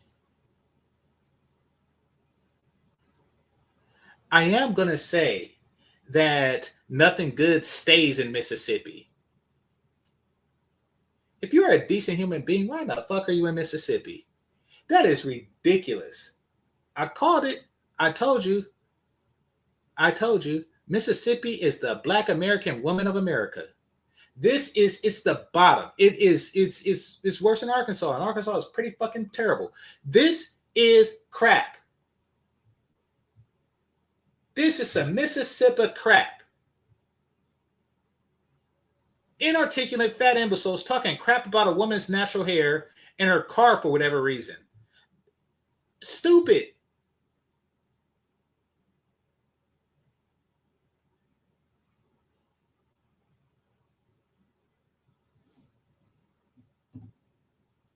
Somebody said, I'll say it. Nothing good ever come out of Mississippi. No, it's good things that come out of Mississippi. I'm saying nothing good stays in Mississippi. You don't stay in the motherfucker if you're an intelligent, decent human being. Why in the fuck are you in Mississippi? This poor young woman has to wear a mask to not breathe in Mississippi air. Fucking with this shit. She'd be fat and retarded too. This is madness. This is some Chickasaw County madness.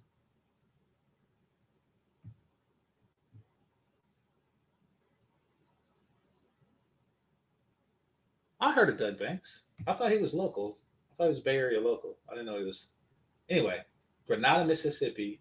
And the girl that was crying was suspended instead of for her attack. Yep, Mississippi. Of course she got suspended because she's a skinny bitch. Of course she got suspended.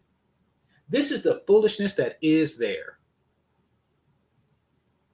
Have I ever been? Nope. Will I ever go? Nope. If y'all hear about GameChanger being dead in Mississippi, it's because a plane crashed there on the way to someplace better. I don't even think I ever took a flight over the motherfucker, which is something I'm grateful for.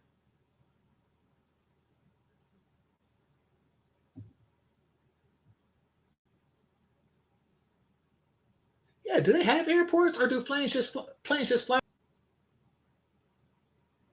I hope so.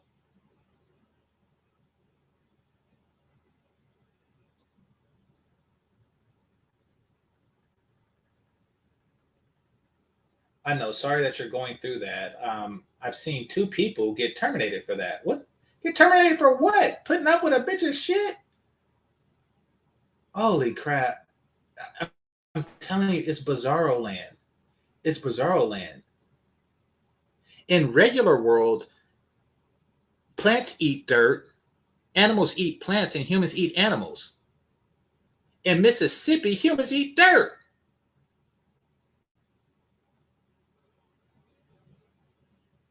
This poor young girl trapped in Mississippi. Damn it.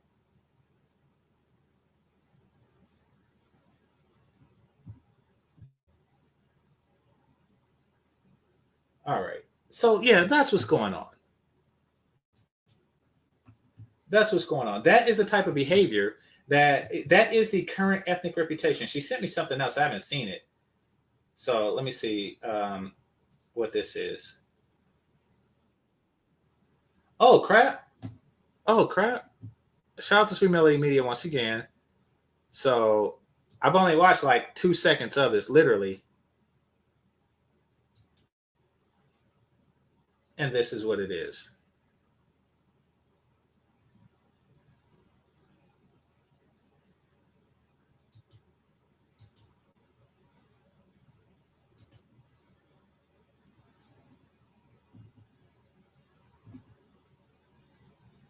Top-notch beauty goddess, my 32nd birthday. Look at what's going on. Look at all that cellulite. They be looking like garbage bags. Her legs look like a fucking used condom. That shit's nasty as fuck. Look at her nails.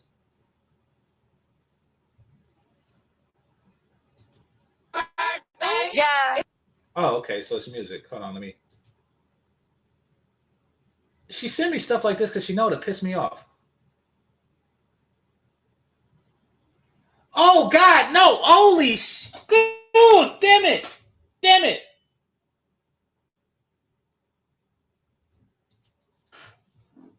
Oh damn! I thought she was gonna say something. I thought she was gonna say something, but nope. Melly just sent me this to fucking piss me off. All right. That was nasty. All right, let me go to the feature presentation. Mississippi is full of ignorant, low-class. What the hell is a Geechee? Oh, you're talking about from Sergeant Waters? Yeah, exactly. Exactly. Yeah, with Sergeant. So for those of you who don't know, there's a Denzel Washington movie out there. Denzel Washington and one of my favorite people of all time, the guy that played the father on Color Purple, the one that talked out the side of his mouth. Literally, that's just the way his mouth is wired. And he's the one that says Sugar Avery done set the population of Hotwell County a new high. He had another famous speech on that movie. which is classic, and it really shows the nigga versus black people dynamic played out. Adolf Caesar is his name. Okay, thank you. It really shows that, and I greatly appreciate the writer of the movie for that scene. But yeah, people get tired of the ignorant shit, and yeah, it does come out of places like that. But then again, LA got Crips and Bloods, and you know, I remember growing up. And then like around junior high, high school, I started meeting people, you know, because people like transfer schools, they come from LA. And then they told me that shit's real. I was like, wait, what? Because, okay, for those of you who don't know, there's no Crips or Bloods in Oakland. But there was a movie called Colors with Sean Penn and Damon Wayans and a couple of Don Cheadle, to name a few. And it talked about Crips and Bloods. And I'm like, oh shit, you know, this is a good movie, is what I was thinking. Then I started meeting people from LA, and they told me it was real. I was like, y'all retarded. I remember thinking that they was retarded for something like that. Oh, full disclosure. Why didn't I know it was real when I first seen the movie? Because there were other movies like Warriors, for example, and those weren't real gangs. So they had all these movies with fake gangs in it. And then, you know, I just assumed that was one of them. I didn't know that it was real. They actually did that shit.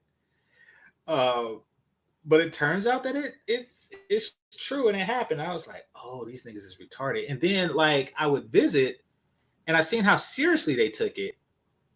I just thought the shit was ill. That being said, I would still rather live there than Mississippi. Because I'm a fucking human being.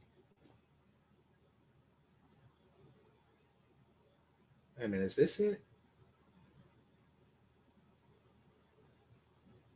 No, that's not it. So the feature presentation is I was on this show.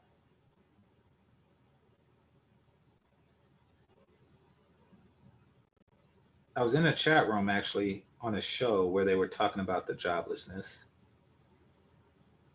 And I gave my 2 cents, and the reaction was classic.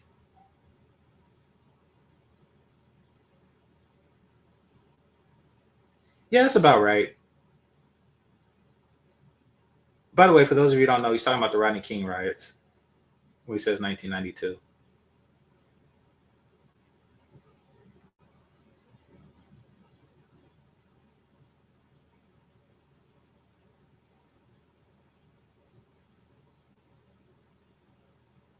Ah, damn, I got to go back far for this. I said I can't wait to see this, yeah?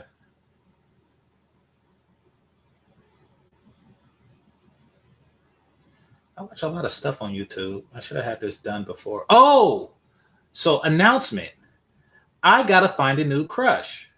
I got to find a damn new crush. So Kelly Stamps is getting married to somebody who is more fortunate than I am. And congratulations to him. No hate. Hey, congratulations. You're doing the same thing that, you know, a lot of brothers would do if given the opportunity, and you were given the opportunity and you didn't let it pass you by. So salute to you. Salute to you. Which means for me, can't be married and be my crush. So, or else, you know, hey, Shay Sade, Bella Rings, you know. But I got to find a new crush. Someone who represents the essence of femininity. Someone who is, she could be YouTube famous, but not famous. And someone who I have never spoken to in real life or on YouTube. So that would take people like Melody or Chantel out of the picture. So not going to really look this time, but when somebody comes up, you know, as I'm covering these videos, I will notice, I guess. Yeah. I will notice.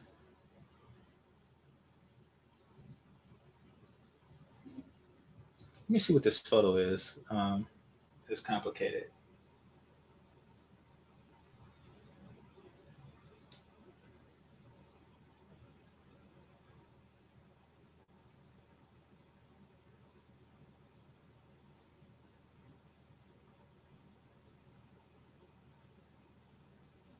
Okay, so I'm not gonna play what he sent me yet. Yet, maybe I will.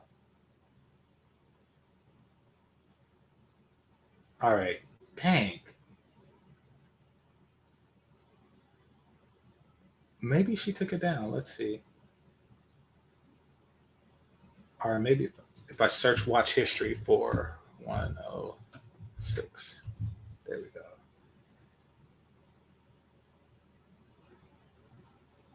106 in part. Well, I kind of knew that. Let's see.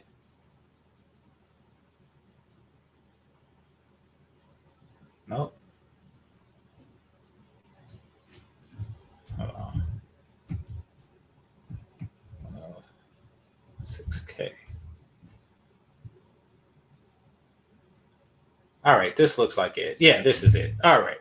So now I got to find the portion and then we're good. Let's see what y'all have to say. A Soldier Story was one of the best movies ever. Absolutely. And I actually didn't see it until like long after it came out. It was one of the best movies ever. And because of the subtext and how you had the one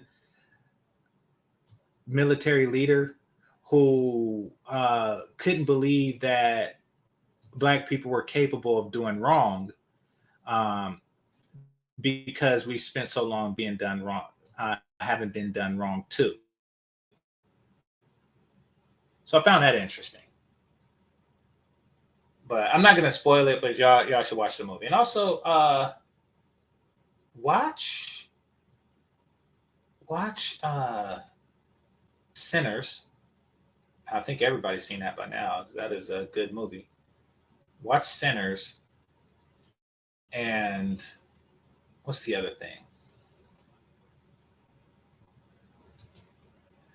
I might do a TV series review on the series Forever. I'm gonna see if I could probably get somebody to watch it with me, preferably female. See if I get Sweet Melody Media or Chantel to watch it with me. Danica don't do collaborations anymore, so.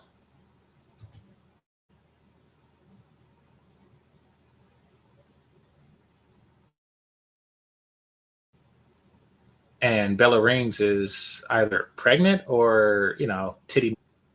As beautiful as she is, she has higher priorities.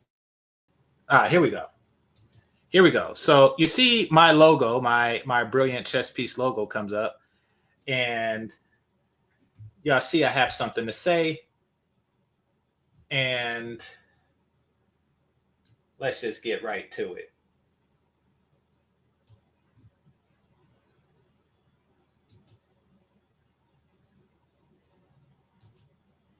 What are you gonna do?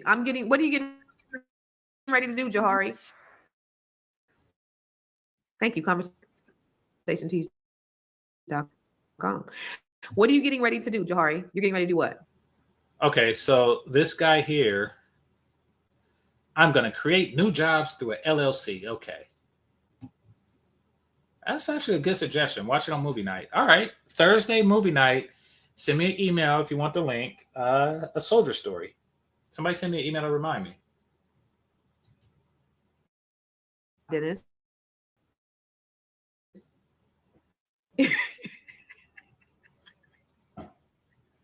Sorry, Karen. I'm sorry, baby. you caught a stray. You caught a stray. Sorry, sweetie. But what are y'all gonna do? What are you going to do if you get caught holding the bag? So right now she's like, what are you gonna do? What are you gonna do? It's her question. So I decide to answer it. All right. Because this is titled 106,000 Black women fired, 48,000 Black men were hired. What's going on? Let's see. What happened in 2020 where a lot of people lost their jobs when COVID hit? You got caught holding the bag. So what are you going to do different? I need to know. Oh. I'm getting ready to mind my own business. Beautiful. What are y'all doing? What are y'all doing? This is not a rhetorical question. I need feedback. Oh, I didn't know I had a meeting. She has a meeting, but she's going to go on for another 30 minutes.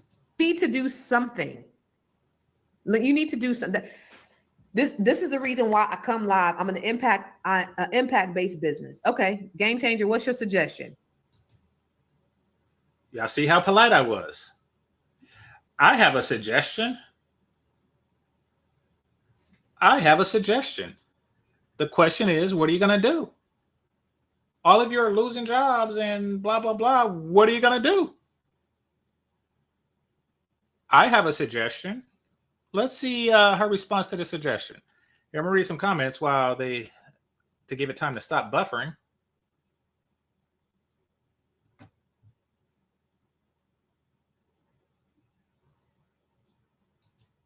Somebody say it takes one Black man to do all the work of two Black women. Notice how she said it like something is wrong with the world. Like men are being hired and women are being fired. What's going on? You know, the question, what's going on? They're used to it being the other way. Shout out to Marlo Stanfield. You want it to be one way. You want it to be one way. You want it to be one way. All right, so I had a suggestion. Let's see.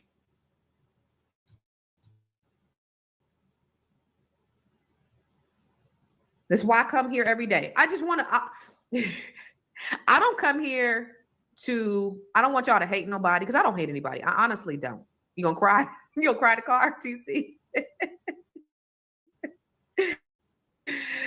But I'm not trying to start up, in any ill feelings towards anybody at all. That's not why I do this. I just want to I want to get you guys as motivated as I am to change the trajectory of your life.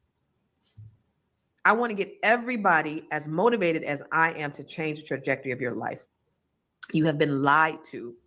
You have been bamboozled, hoodwinked, run amok. If you believe in the system or if you depended on the system, it has all been a lie, and the lies are coming to the surface. And now we are seeing the result of the lies with the fallout. Okay, so I have a suggestion, and here's the suggestions. Now, before she reads this, I want y'all to predict what her response is going to be. Y'all see my suggestion? Become good wives and mothers again and support your husbands and sons. What do you think her suggestion will be? I will wait. I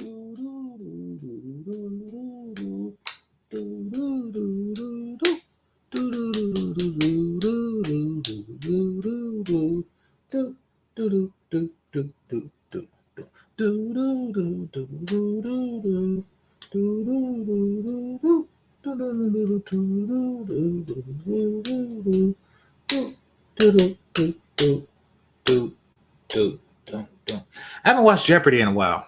Who's the new host? Let me look that up.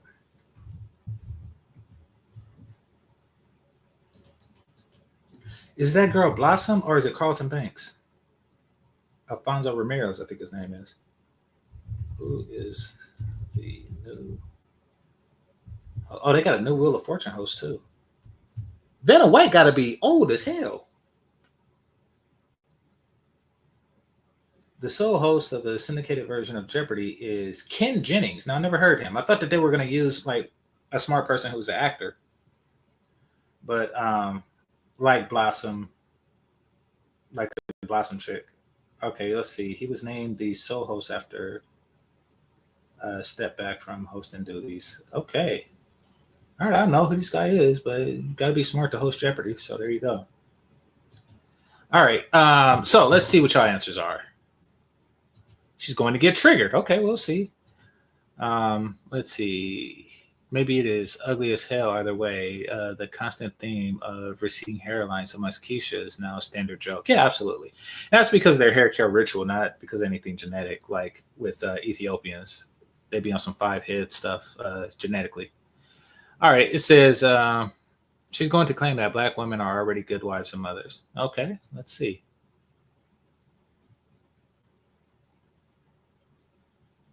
A bunch of folks tried out, but some got it. Well, I mean, Ken Jenkins got it, salute to him. That's a, that's a huge deal for somebody who doesn't seem to, who's not like a recognizable household name actor. Mr. Charlie. Okay. All right. So let's see what our response is. All of the the fraud going on in our faces with the current administration. We become good wives and mothers again and support husbands and sons. Okay. So are the husbands going to be the ones that are going out into the field and working, and we're going to stay home? Are you guys going to support the household? Because it's easy to. Now, she says that like that's a far-fetched, far-off thing. She said that like it's a far-fetched, far-off thing. That, so are you going to support the household? I mean, she basically said that as, she was looking for a reason to not do that. But didn't 48,000 Black men get hired? And since they're taxpayers, they are supporting your household anyway.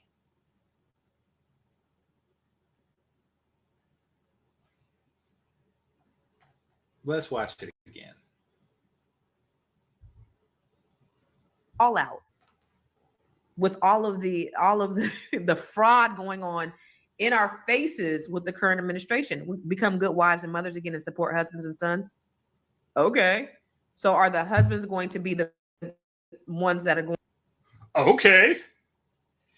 See how dismissive this was?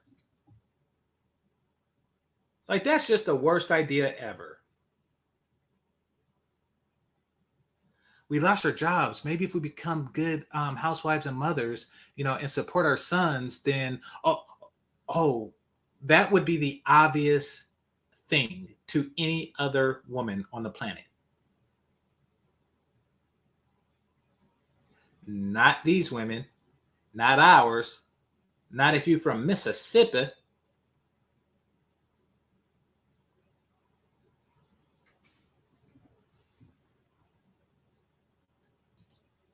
Going out into the field and working, and we're going to stay home. Are you guys going to support the household? Why does she say go out into the field working? This is how she sees Black men.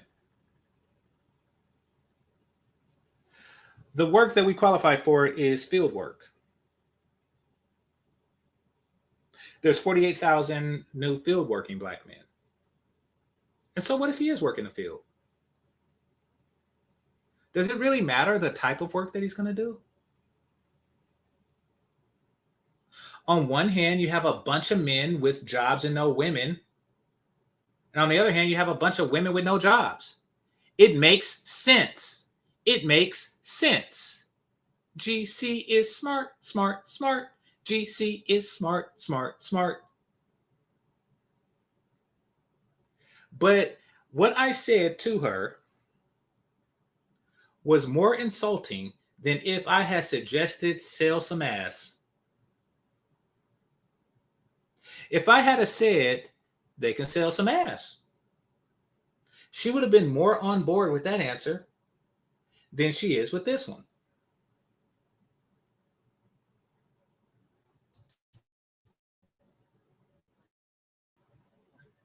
Because it's easy to say what Black women need to do, but what about Black men?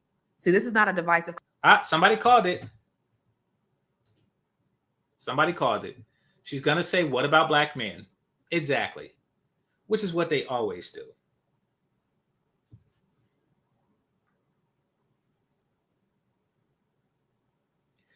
What about black men?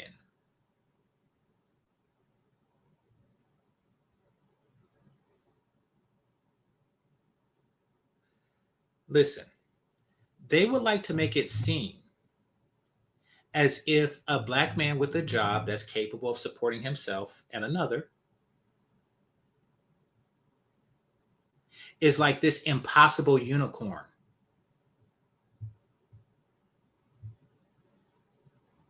They like to make it seem that way. But the truth of the matter is, she shot down 3 of them today.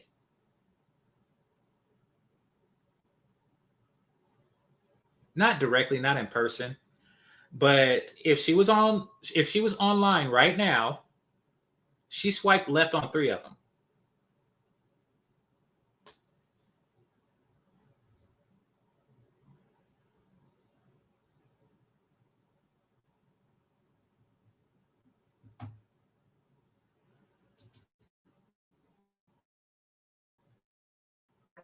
Conversation. This is a conversation to bring everybody together, to say collectively, what can we do? She said, this is a conversation to bring everybody together. My suggestion was to bring people together in something called families.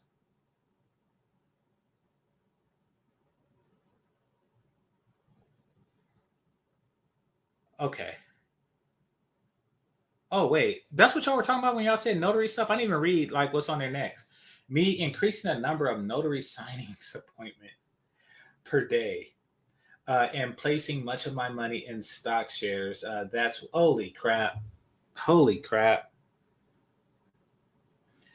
Okay. As y'all said in the chat room, you can't just increase the number of people that need notary signatures. I've only needed it once in my life.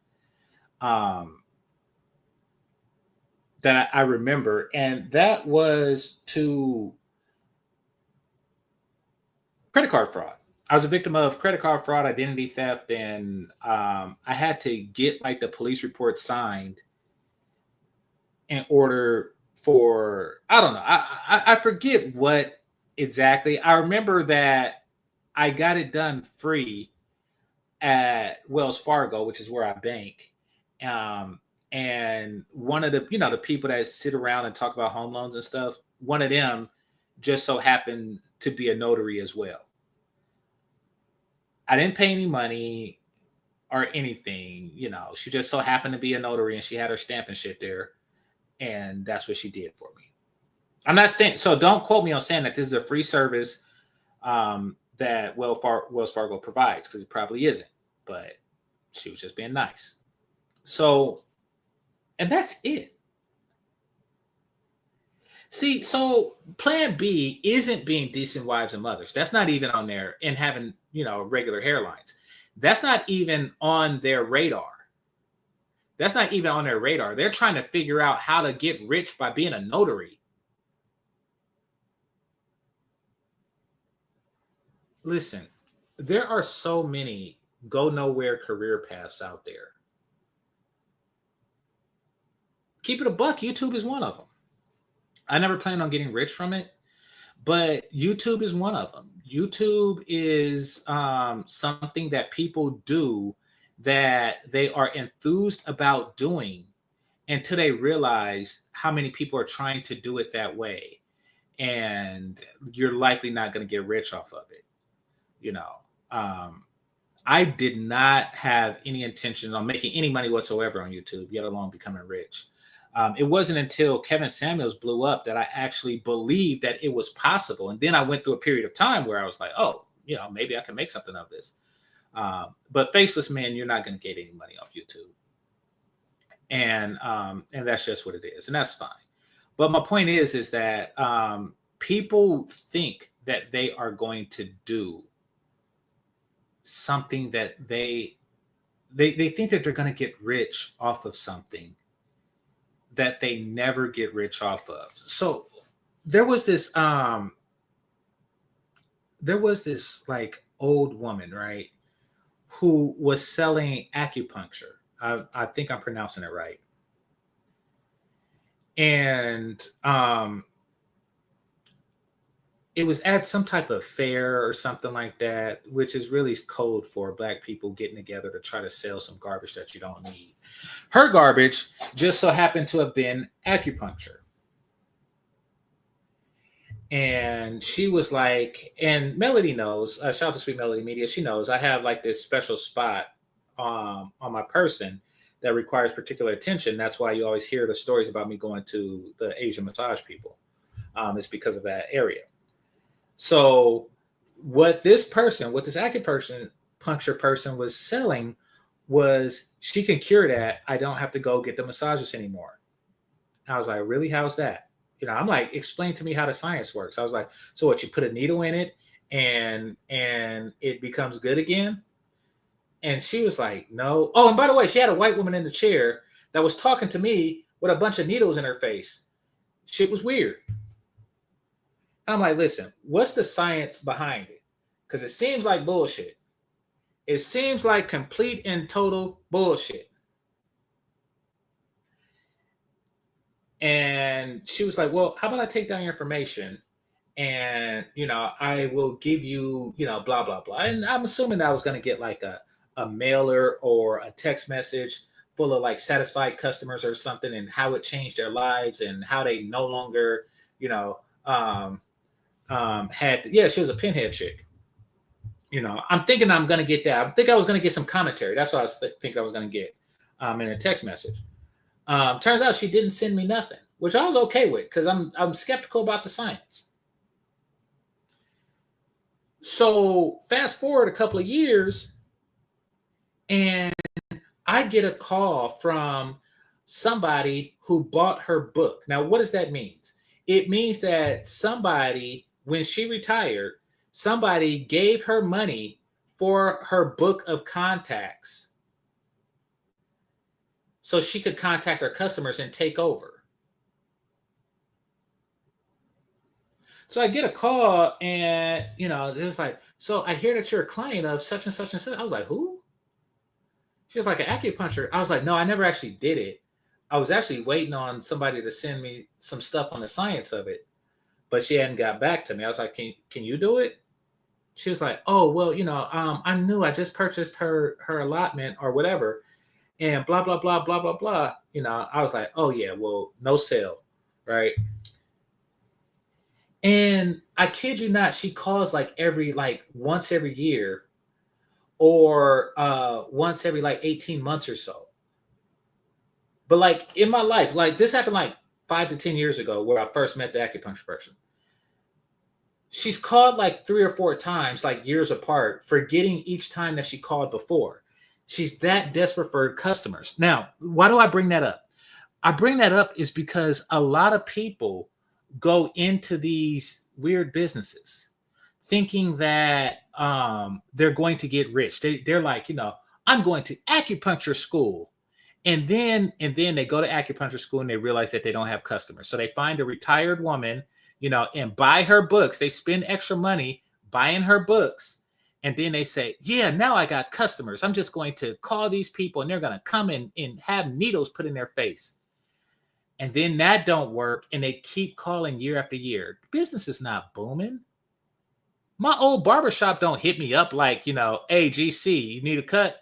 They don't do that because they actually have clients. A lot of these people, and notary is one of them. Notary is one of them. And sometimes, I'm gonna keep it a buck. Sometimes these chicks, because the dudes aren't like that. The dudes don't get arrogant because they're going to HVAC school or something like that, or they're learning to be a locksmith, which is actually lucrative trades, you know, or a plumber or something. They don't let it get to their head. And the ones that do actually wait till they get the money first. I have known broads, and I have been with broads who don't even get the money before they let the crap go to their head. They don't even touch their first acupuncture dollar before they let it go to their head. The moment they graduate, like, yes, I am I have a certificate for acupuncture. I was like, well, I'm a whole fucking engineer. Like, what the fuck? I don't say that, but I'm thinking like, wait a minute. Yes, this is something that could potentially make you more money than me. Potentially. You know, if you get enough clients and then, you know, you just corner the whole pin face bitch market, then yes, you could out earn me. It's possible. But you're a conceited bitch now. You haven't even earned the money, then become a conceited bitch. They do that before they even get their first dollar. And this is true for crap like that. This is true for like what's it called? Esthetician. This is true for nail techs. This is true for massage therapists. Anything that's client based where they can make unlimited money, they begin behaving as if they're making unlimited money the moment they get into the position. In fact, that's exactly what Average at Best did. She found a trade, dog grooming, and apparently she's doing well in it, but she left her dude before she even did well in it, trying to upgrade to my penis and failed. She's still looking for dick now. Smelling like dog shampoo.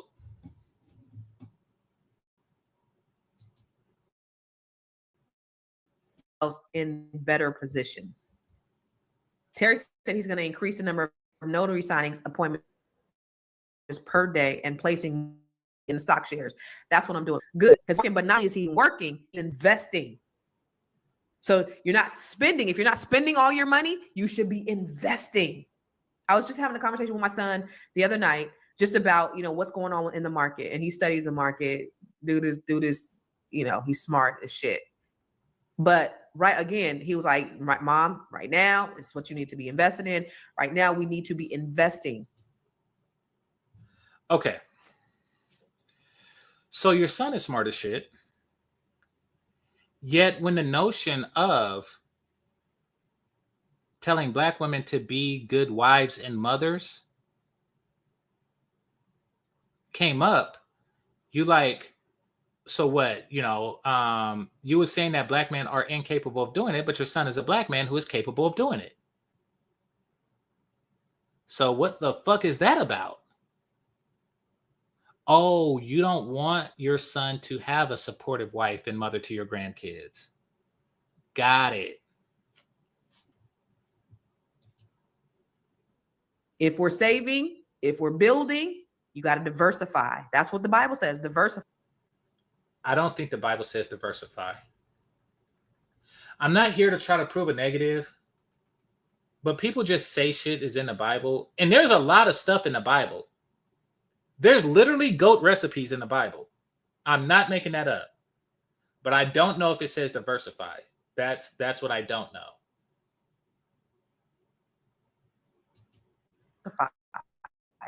Into 8 investments.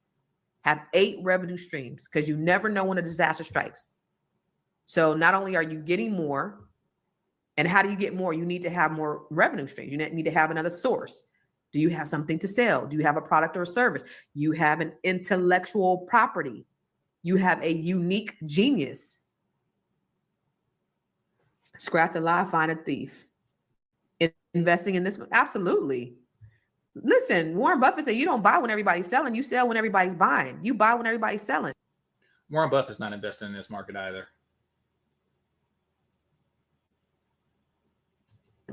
So if everybody's selling right now, if the market is down, this is when you need to be buying. You don't buy high, you buy low. Absolutely. TC said, I have a plan B, but it honestly feels too exhausting to push the B while holding on to the A. Hopefully my savings and investments will help me keep me until shifting to B. I understand, brother or sister. I really understand. But that is the reason why it is so important that we do things that we have this life, that we do things while we're sleeping. Last night in Net 7, I do Net 7 Collective, right? So last night we had, we do a meditation before. And the meditation was really, it was a visualization exercise. And what I talked about was, just creating this life, like you envisioning yourself being this person, and you waking up wherever you want to wake up, and you're living in the house that you want to live in, and you're doing the things that you want to do, and your life is just fulfilled, and you're helping people. And how does that? Okay, so that's where we're at. I made the suggestion, and it was just completely dismissed. Move on to the next thing. We're not going to be decent wives and mothers. Now, somebody made the suggestion that she was going to suggest that Black women are decent wives and mothers. Nope.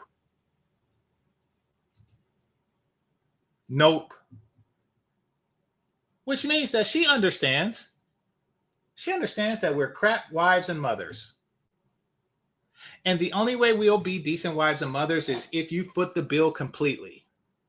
You have to pay 100% of everything in order to get us to be decent women.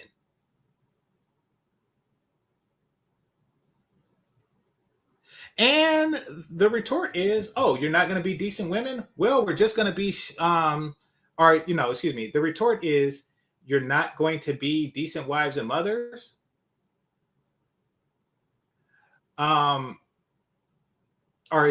You're not going to provide for us 100%? Okay, we're going to become notaries. We're going to buy stocks.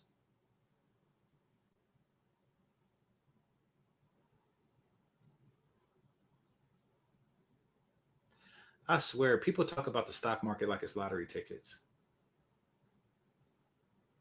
When you say stuff like buying stocks, which is something that people just, put money into from time to time, or some people just have it attached to their 401k, or some people just day trade recreationally, but it's something that people do for a little bit extra money.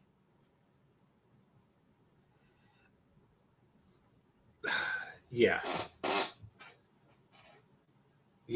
That's where we're at now. Let me read some more comments.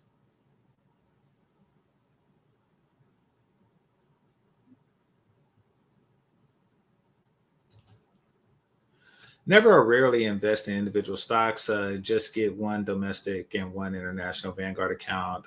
Make it balance and then forget about it. Yeah, exactly. But I mean, but these people, they're talking like, yeah, don't worry, I have a plan B. Stocks.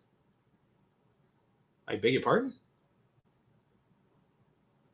I'm gonna buy stocks.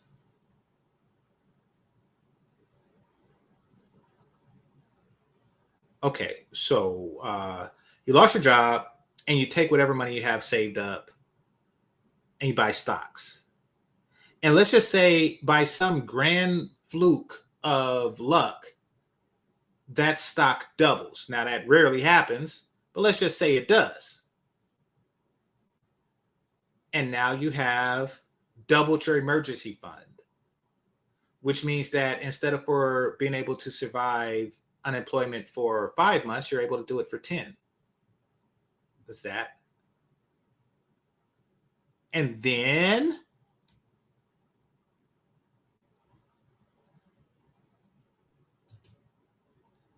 yes, exactly. But okay, so if you have so much money that your stocks is yielding dividends that can support you, then it really doesn't matter if you lost your job. You could have did that while working. So say your total dividends is 3% and you have $1 million, so you get 30K off of stocks. Or let's just say you have $10 million in stocks, and you get 300K in dividends. Then we're talking something. I mean, but at that point you were already a 10 millionaire. Like why are you even listening to this?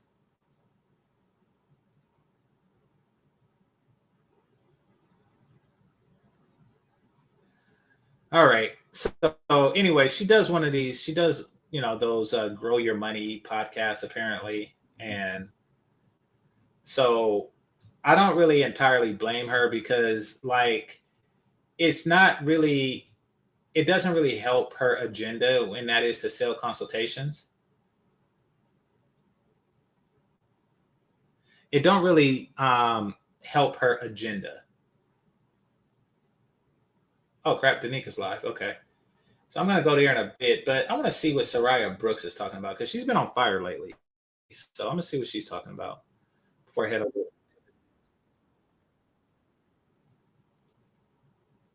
Oh, this is a short. Okay, let's see what this short is about.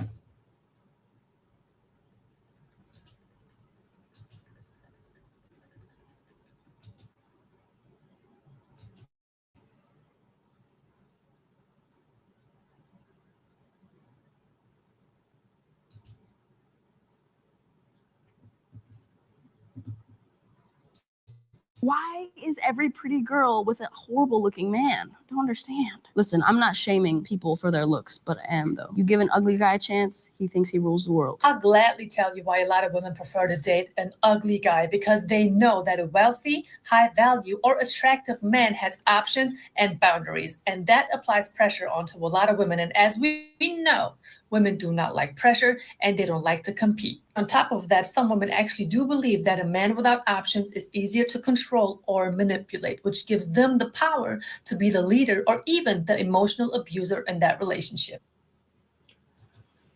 Okay. I got a response to that. First of all, I don't really see women messing with uglier dudes like that. In fact, in the Black community, it's typically the guy who's more handsome than the woman is pretty. So I would question either she's coming from a different place in time or her perception of ugly and beautiful as it relates to men and women is skewed, meaning that she always thinks that women are more pretty than they are, and she thinks that men are less attractive than they are. So that's one thing. Yeah, or she's like Soraya was saying, and that is she lives in a world where there are men who are unattractive but wealthy, which there isn't anything that would make an unattractive man more likely to be wealthy. In fact, it's just the opposite, because if you're attractive, you get money through entertainment for being attractive, and the halo effect, you could sell things easier. But I'm going to leave that alone.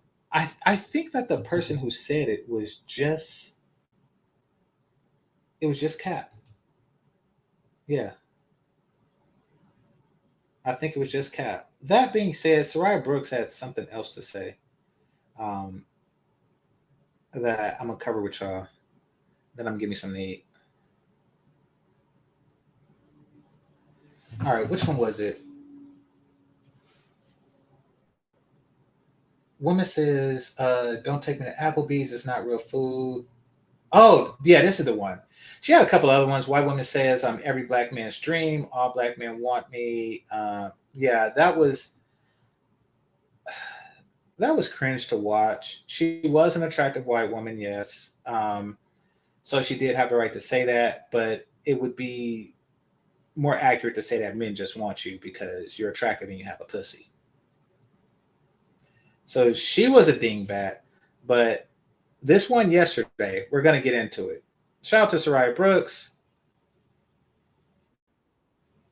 If y'all don't know, she's the German / Armenian or something pick-me woman who has taken shit about a year ago for being married to a black man.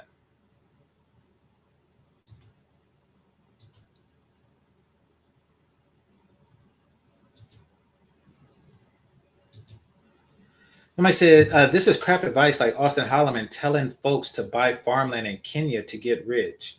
If it were that easy, Kenya would have already had thousands of millionaire farmers. I think every country has at least thousands of millionaire farmers, but I don't think it's easy. In fact, I think O'Shea did like a response, not to Austin, but to another person who was trying to hustle similarly. And I don't think that I don't think that Austin is trying to hustle people in the farmland thing. I think that he probably don't know. Like somebody sold him on a concept and he sold the concept to his audience before applying that concept, before actually buying his farm. So yeah, I think that that might be the case. And some countries just flat out don't allow foreigners to buy land. Because then you could get somebody like Elon Musk buy all the fucking land and starve the local population because he's an asshole. So, you know, some countries don't allow that.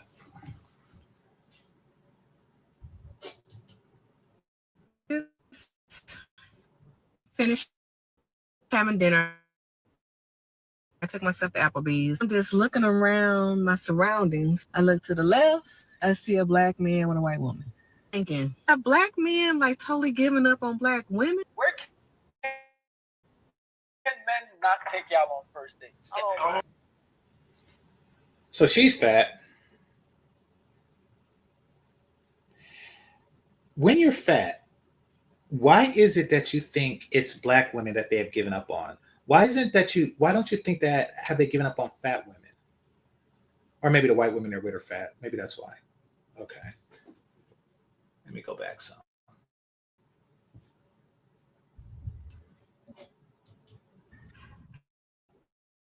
I look to the right.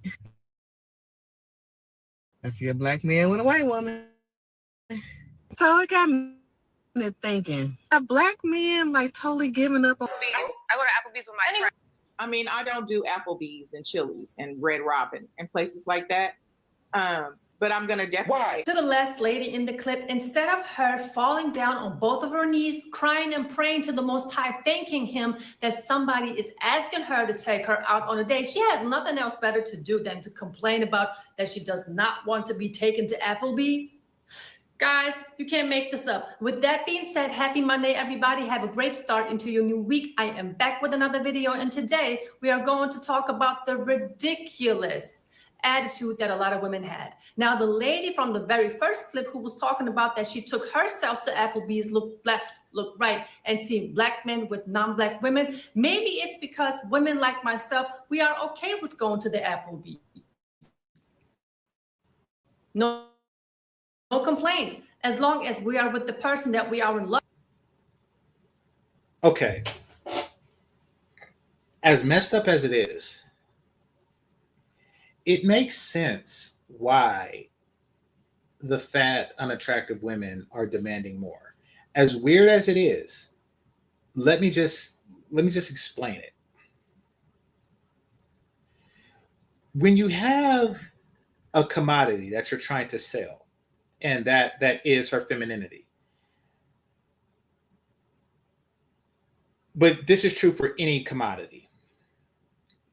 You can either sell it in high yield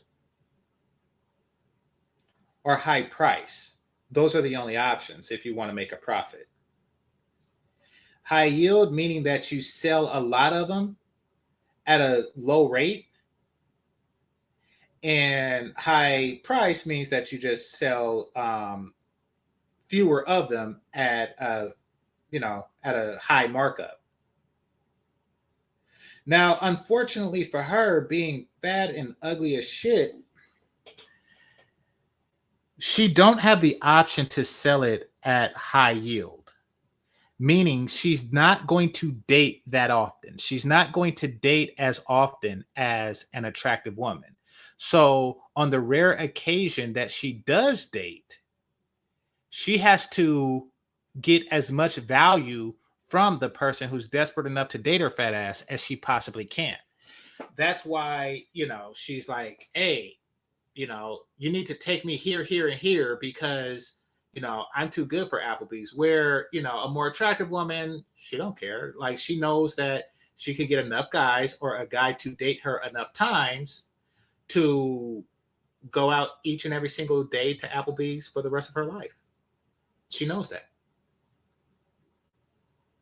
High yield versus high price. Love with their we just enjoy spending time with, it doesn't matter where we go. But I've said enough. Let's roll the clips and you'll be the judge. You out, we going out, let's go. And then he comes up with an option. What's the option?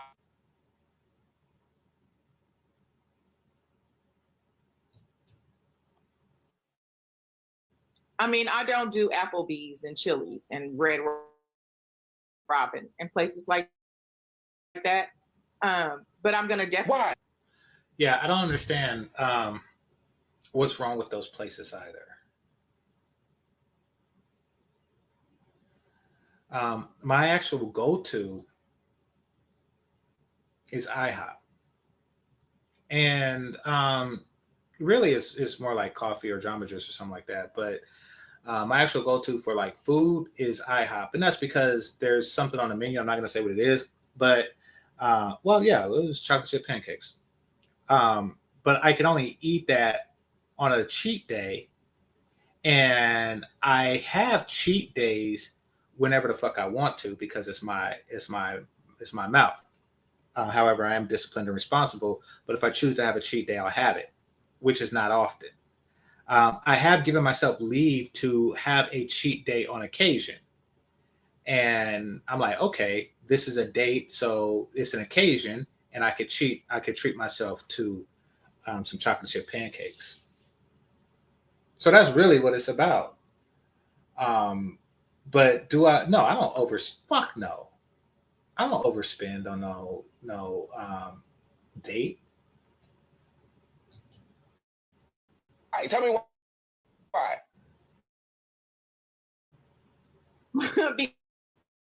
Because I feel like those places are just like sit down. You can sit down at McDonald's.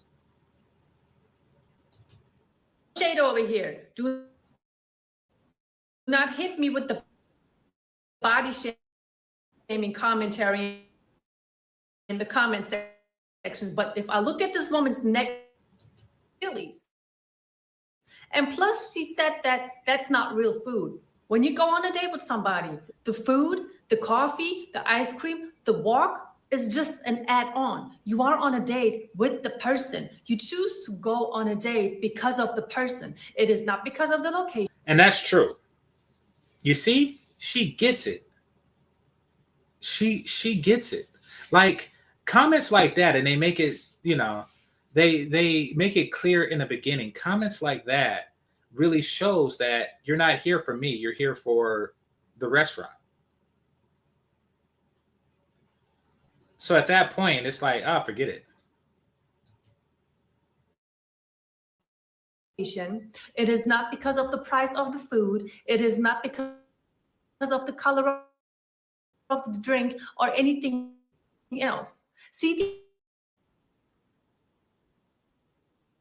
benefit of the man, they don't want to have anything to do with it. And just like the lady from the very first clip said, she started her video off by saying that she took herself to Applebee's. How many women say that? So many women are talking about, I took myself to Applebee's. I took myself to Chili's. But the moment a man wants to take them out, those establishments all of a sudden are not good enough anymore. You don't want to be in a chain restaurant. Yeah, and I don't even know if it's necessarily like a chain restaurant. I just, like you said, I want somewhere where where the quality of the food is gonna be good. Like, let's enjoy. If we're gonna enjoy this date, let's enjoy the food. I'm a foodie. Yeah, that's pretty obvious. So, like I said, it's Black women, y'all gotta stop this. Y'all gotta stop allowing white women to so accurately clown you so fucking hard. You really do. I mean, you really do. This is embarrassing. This is embarrassing. Yeah. You see the snide comment?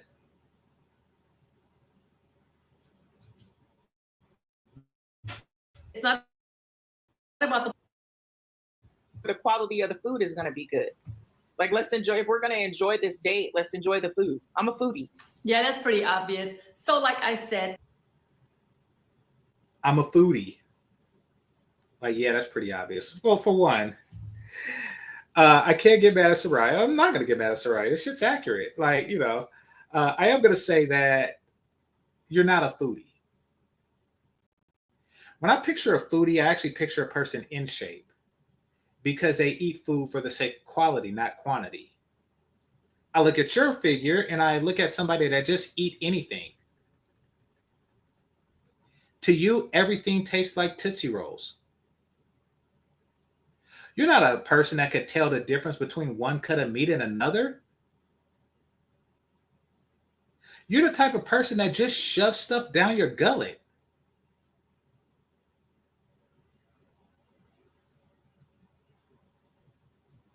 You're the person who digs in the Hostess factory garbage can.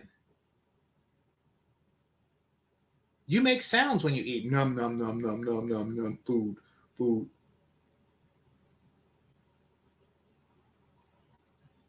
Do you know how expensive it is? How expensive it is to make a foodie fat? A person that spends $100 for every bite of food they eat. How many bites of food does she eat?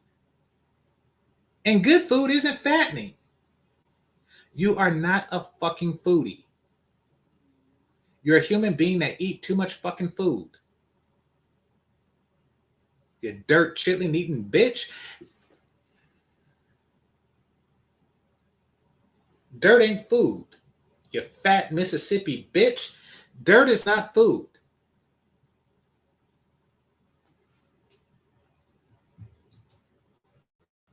it's not about the person that they're going with. Oh, forget him. It's about the food. Like the other establishments, that's not real food. Do you want to know what my husband and I did for a first date? We played Uno. There was no food involved, no loud music, no associates, damn sure no cell phones because it was in the early 2000s. And we didn't even go anywhere like that because it was about the person. It was about to get to know each other. Why do these women want to be taken to? You see this, black man? Black women, y'all cannot allow other groups of women to undercut you like this. That's what that is. It's an undercut. It's an undercut. For example,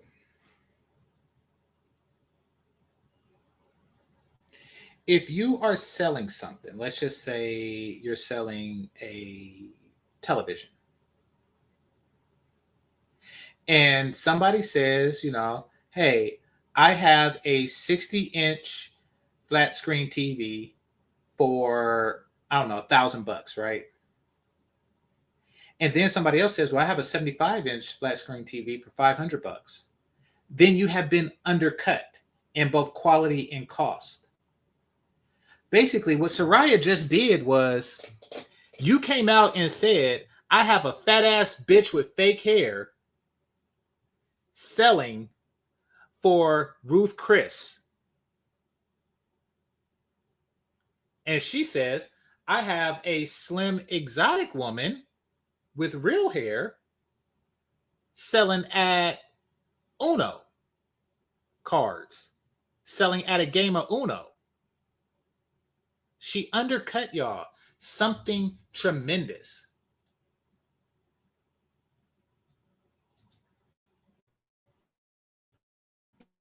To a place that is all elaborate, wine, champagne, and be picked up. The man doesn't even know. Exactly.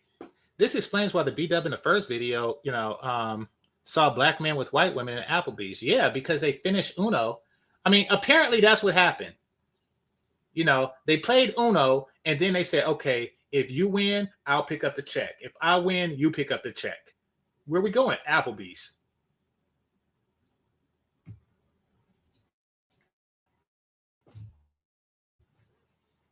All of his work, effort, and money is worth it at the end of the day. Because a lot of women, they're just going on these of that. All of these women nowadays, they want the queen treatment, but the man doesn't even know if that's really a lady that he is dealing with. But these women nowadays, they're really different. Where can men not take y'all on first dates? Oh my. Don't take me to Applebee's. Applebee's is crazy. I go to Applebee's with my friends. See, I told you guys, did you see that one girl talking about I go to Applebee's with my friends, because we just do not want to spend our money on establishments. We want a man to take us. I go to the Applebee's with my friends because that's all I can just afford, because my hair, my nails, my lashes, partying, outfits, all of this just costs too much. I can't go to a high-end restaurant. I go to the Applebee's with my friends. It is bad that they spend, that their friends are only required to spend in Applebee's, and they're only required to spend Applebee's on their own fucking gullet, but they up the scale for you.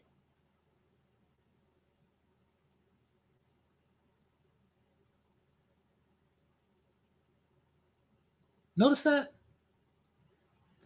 I mean, I would be pissed. I'm trying to think, because I remember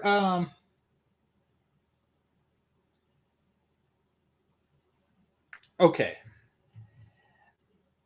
I was in a undisclosed country recently. Once again, I keep my dealings internationally, because I don't want brothers to congregate in one place.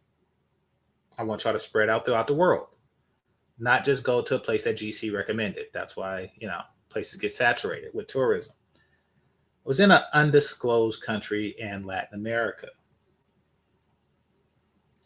And I was there with my friends, and we had some women over.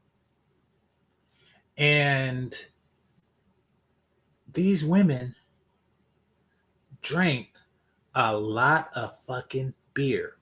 Now, I wasn't counting because it was 5 of them, by the way. It was 5 of us and 5 of them.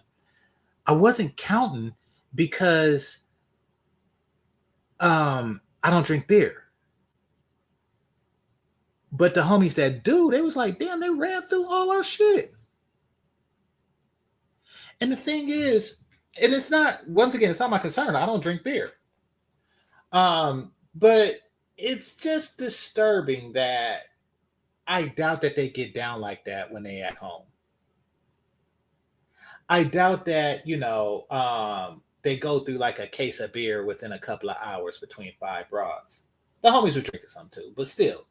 Like, it just seems like in certain circumstances, okay, it's kind of like renting a car and doing things to the rental car that you don't do to your own car. That's low-key disrespect. And hitting a man's pocket harder than you hit your own pocket is disrespect.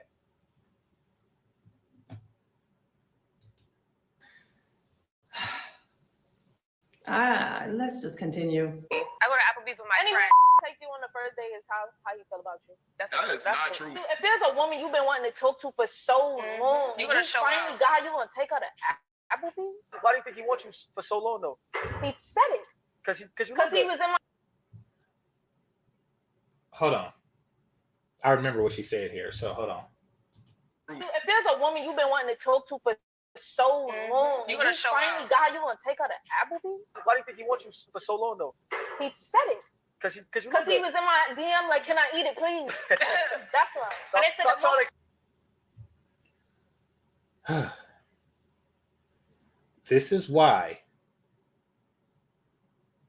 This is why I do not Instagram.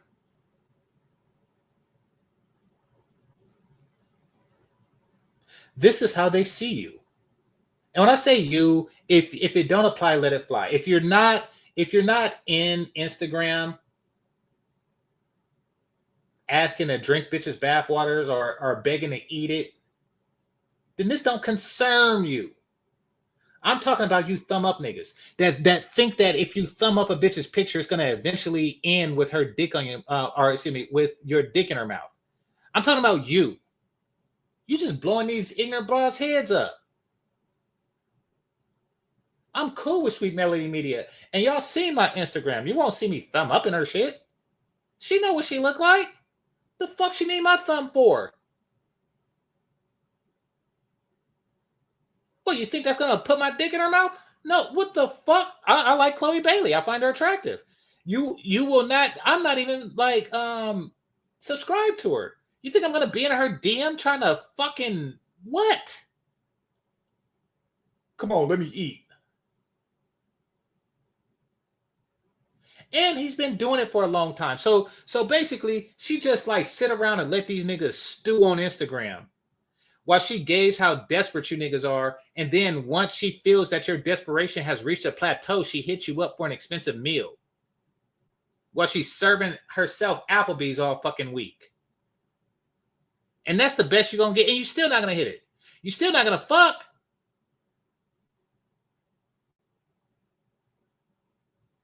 You're just waiting for her to get bored and desperate and want some free food. Bored, hungry, and desperate. And that's how they see you. You're stupid. Stay out these girls' box unless you're going to get into these girls' box. You fucking their brain up. And that's why I don't tell you niggas where I go for vacation. You fuck their brain up. This woman is all kind of fucked up.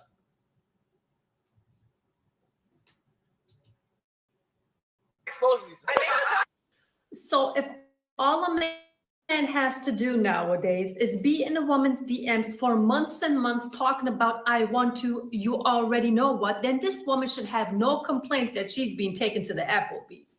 I mean, honestly, if your standards are that low, then you should be happy that somebody is taking you to the Applebee's. Like, if you have a DMs like that, you're supposed to block them. Why did she say the Applebee's? Is that a German thing or? I don't know if somebody said that. How would you like to go to the Applebee's? Like, wait, what? Okay. We'll go to the Applebee's. Maybe she comes from a place where there's just one of them. Like there's one Applebee's in Germany and you go to it. Like, yeah, we're going to go to the Applebee's. Which Applebee's? The Applebee's. This is Germany. There's only one. It's right in the middle of Germany. A person. Like a man sending a woman a DM like that, I would not even consider that being a man. Like, what are you talking about? And then I don't understand the other podcasters saying. Y'all hear her, right? Y'all hear her? These women are not going to respect you if you're not respecting yourself to not sit in their fucking DMs for months on end. Begging to eat their pussy. What, you think? You... Your mama taught you wrong. Your mama taught you wrong.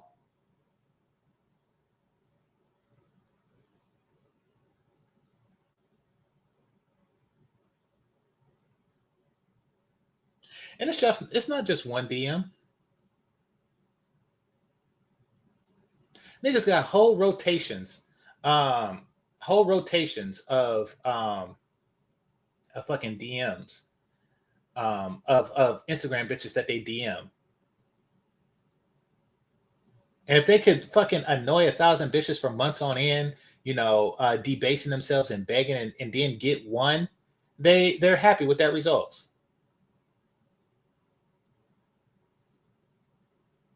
Somebody said Latina, right? First language transfer. Are you talking about on my vacation? Yeah, it was Latin America.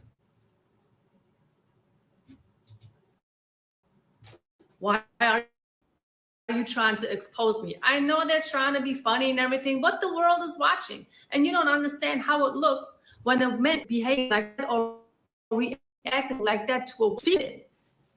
The proper reaction. Oh, I understand. I understand. It shows he ain't got no self-respect or pride or a big penis. He's all fucked up. I'll be back. I'm gonna give me a banana. Silence. So this woman would understand and know that what just came out of her mouth is super, super classless. They also said that trying to get actual. I would never give a chance. Those are the worst. That's not always true, though. No, it is. I did that one time.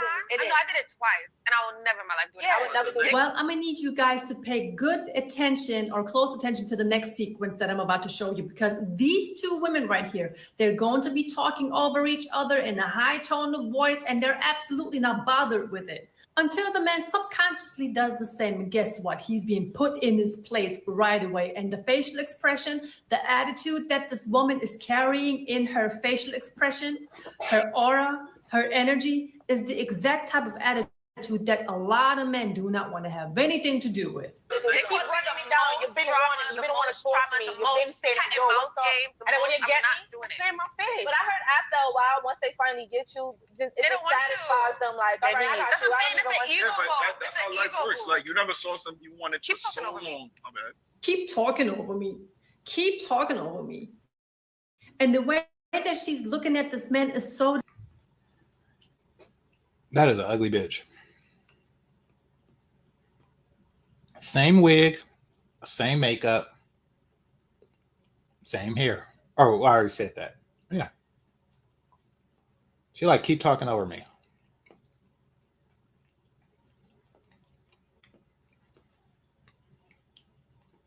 I need to Frank Castle this bitch. And Soraya is right. You see, here's the thing. Soraya defaults respectful. These women default disrespectful. That's how she's able to point out the disrespect when the men don't even see it, because they was raised by this. They was raised in a community where, you know, children don't talk over parents, and because all of the parents were women, men don't talk, males don't talk over females.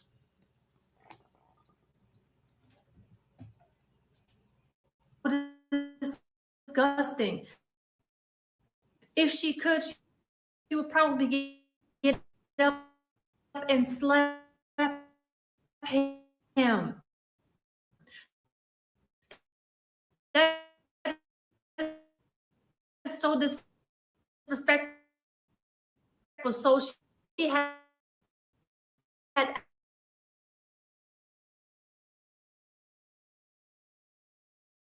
disrespected, and they don't even realize. For those of you who didn't hear because it was buffering, she said a lot of black men are being disrespected and they don't even realize it. She is killing it. She is killing it. A lot of black men don't know what respect is. And that is why, that's another reason why she don't like black men traveling. Because once they realize what respect is, they can't be disrespected. It's kind of like they say, I don't do it because I'm a cheap bastard. And what they say might be true. They say once you fly first class, you can't fly anything else again. You just can't.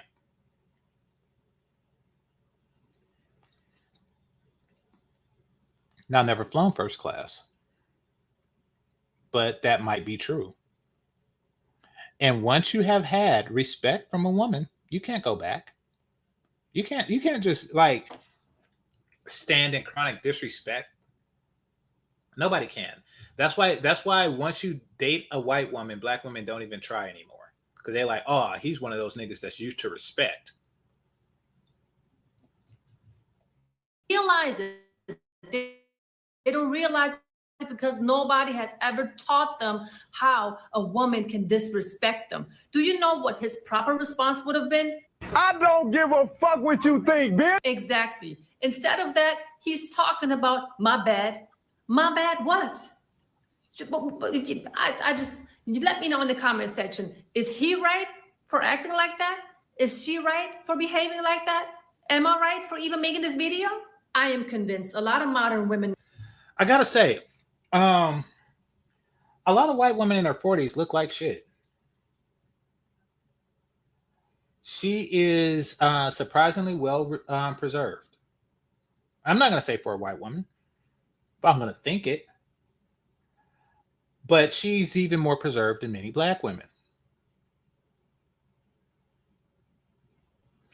So salute to her for that. Maybe that's the black husband effect. Yeah. Nowadays, they forgot how to be appreciative. They're always talking about you have to pay attention to the details, you have to pay attention to the little things. But when it's really about the small things, they are never good enough. They just want to. Oh, if you're asking if she's Latina, I don't think so. I think that she's comes from a place in Europe. I forget where, but I think it's like along the Asian steppes somewhere. I forget where though. Like, yeah, don't quote me on that. But I know it's not like Spain or anything like that, or Portugal. To be treated like queens. They want the man to spend all of his money on her. But if the man is ever Turkey, okay. asking her for money, oh, he's too broke. Broke boys don't get no play. Broke boys don't deserve my time. That's why so many of them are single Turkey. and pretend to be happy. I've said this before, but I think the message needs to be said again. Listen up. See, this is what white women normally look like in their 40s.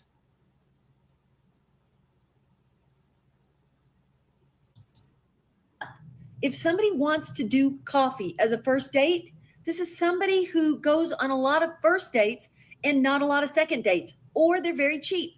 And I do not care what any other relationship expert wants to say here.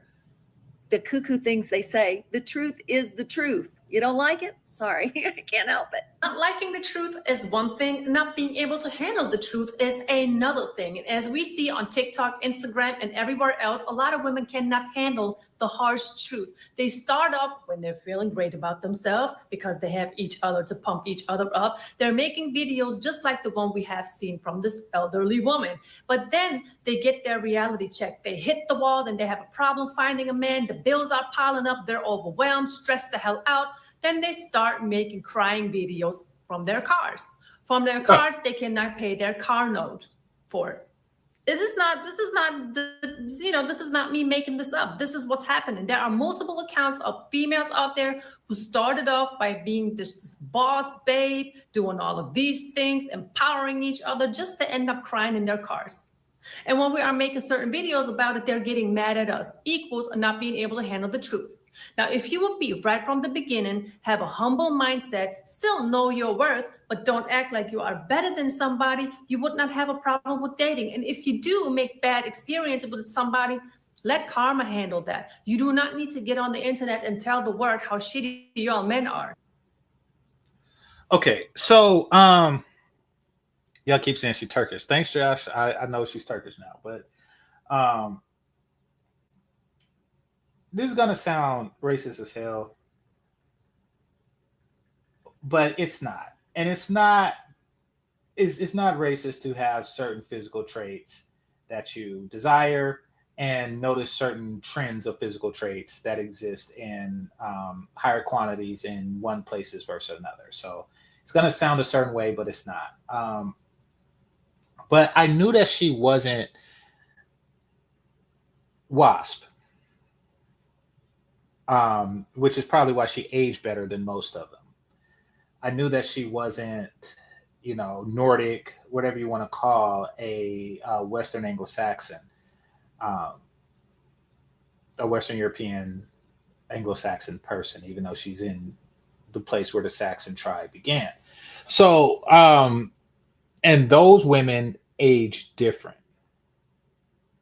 Though well preserved, though they have facets like blonde and red hair and blue and green eyes that don't really exist in high quantities anywhere else. These are positive attributes, especially the men who like such things, me included. They don't tend to age very well. She has enough touch of melanin from wherever, from Asia or whatnot, to age better than they do. So I knew it was something. Just said WASP. What's WASP? WASP stands for White Anglo-Saxon Protestant. Protestant being the religion, white, of course, being the race, and Anglo-Saxon being the tribal descent, typically European, or excuse me, from England. The Saxon itself is from Germany, but Anglo-Saxons are European, like Anglo, English, shit like that. Nevertheless, she's not that.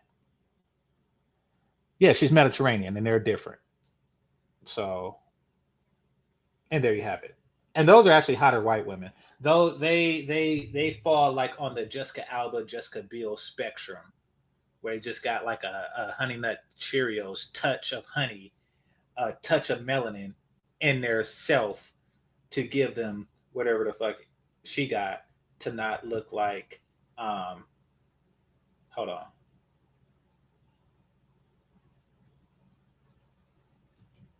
To not look like this bitch right here.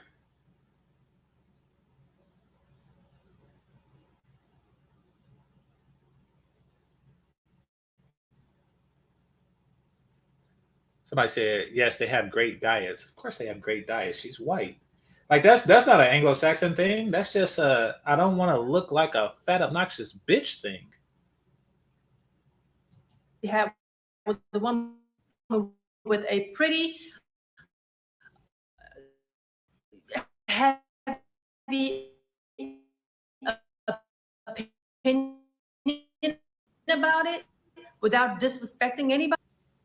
This is just the crazy world out here. I really will be a sad discussion for today. Let me know what you think in the comment section about today's video. Are women humble nowadays, or are they a little delusional? I think I know the answer to that. Everybody knows the answer to that question. Okay. So that's Soraya. Salute to her.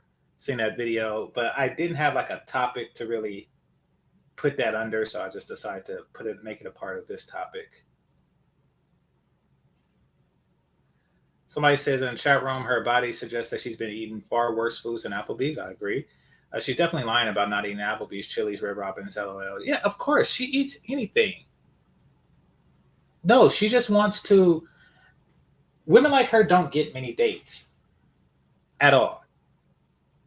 But when she do it, she want to milk the date. And she don't want to milk the date for money per se. She want to milk the date for stories. She wants to have a story to tell her equally fat ass, obnoxious bitches. And that is, oh, he took me to this restaurant and he paid for the valet and he opened the door and he did this, this, and this. And I didn't even have to give him none. And I never called him back. She wants to be able to tell that story to make it seem like her fat, nasty pussy is worth a damn. That's really what she's doing. Sweating gravy and blue cheese dressing about where she won't go.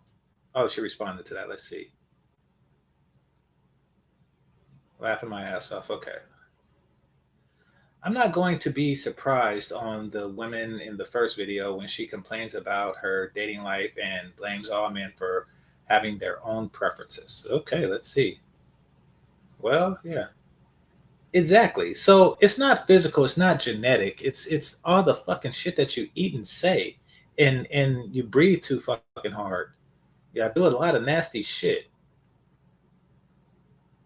All right, so enough of that. In fact, I'm gonna go get some real food. All I had in the past few hours is bananas. So I'm gonna go get some real food. While I prepare my real food, I'm gonna be listening to Danica Marie. So I think she's still live. So I'm gonna do that. Well, oh, let me check the cash apps. I don't want to miss it.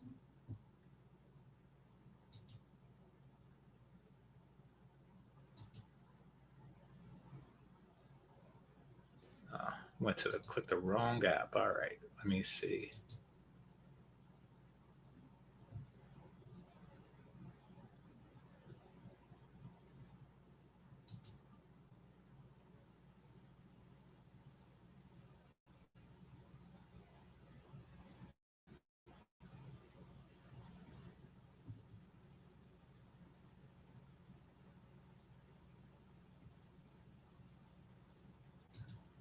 What's ahead on the horizon? All right, I don't care.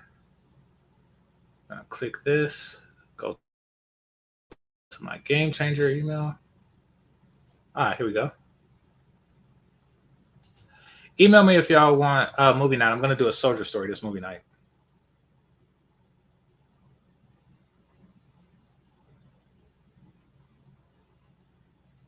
Oh, wait a minute. Somebody sent me an email. They don't like my content, so I'm gonna read it to y'all. No cash apps. Or no, actually, who is this? Bum sent one. Bum, you said that you was blocked. You wasn't blocked, but don't block Shitty. But yeah, she sent one last time. Anyway.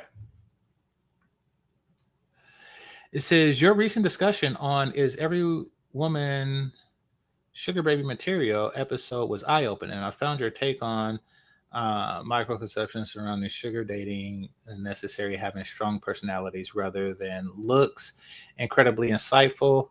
I looked at your short videos too. They're good, but missing a few things that. Oh, this is a person that wants to. All right. Listen. So okay, just so y'all know, just so my audience knows, there are people who see my content and want to help to expand my content. And that is, if you ever watch people like Danica Marie or One Master Teacher, Skylar, who, they'll do a video and then they'll have like 10 shorts and then they'll have like 10 clips from it, and that's to maximize your footprint out there. And it's a very good way to get your message out. And I personally am not built for the tedium of editing, which is why I do very little editing, or if any. So, and besides, I am wrapped up in other things, which is why I don't go on that often. So I do understand the need for that. And it's just that, quite frankly, my videos don't make enough money to justify the cost to hire somebody to do that for me. So, and maybe I should really just stop and think about it and, wondering if I should invest in my product that way. But I don't look at my channel as a huge part of my life. I look at it as every now and again, I see some shit and I say some shit. And I just look at it like that. Like I come across a video like, oh shit, I got to share this with my peoples. And that's it. Not trying to be big time or anything, but I would like my message to spread more. So I'll think about it. Anyway, thanks everybody that contributed. I'd like to thank my members. I'd like to thank the managers and moderators, those who are listening silently and those who participate in the chat. Excuse me. Hit the like button on your way out. This is GameChanger 00100. Game over. Peace.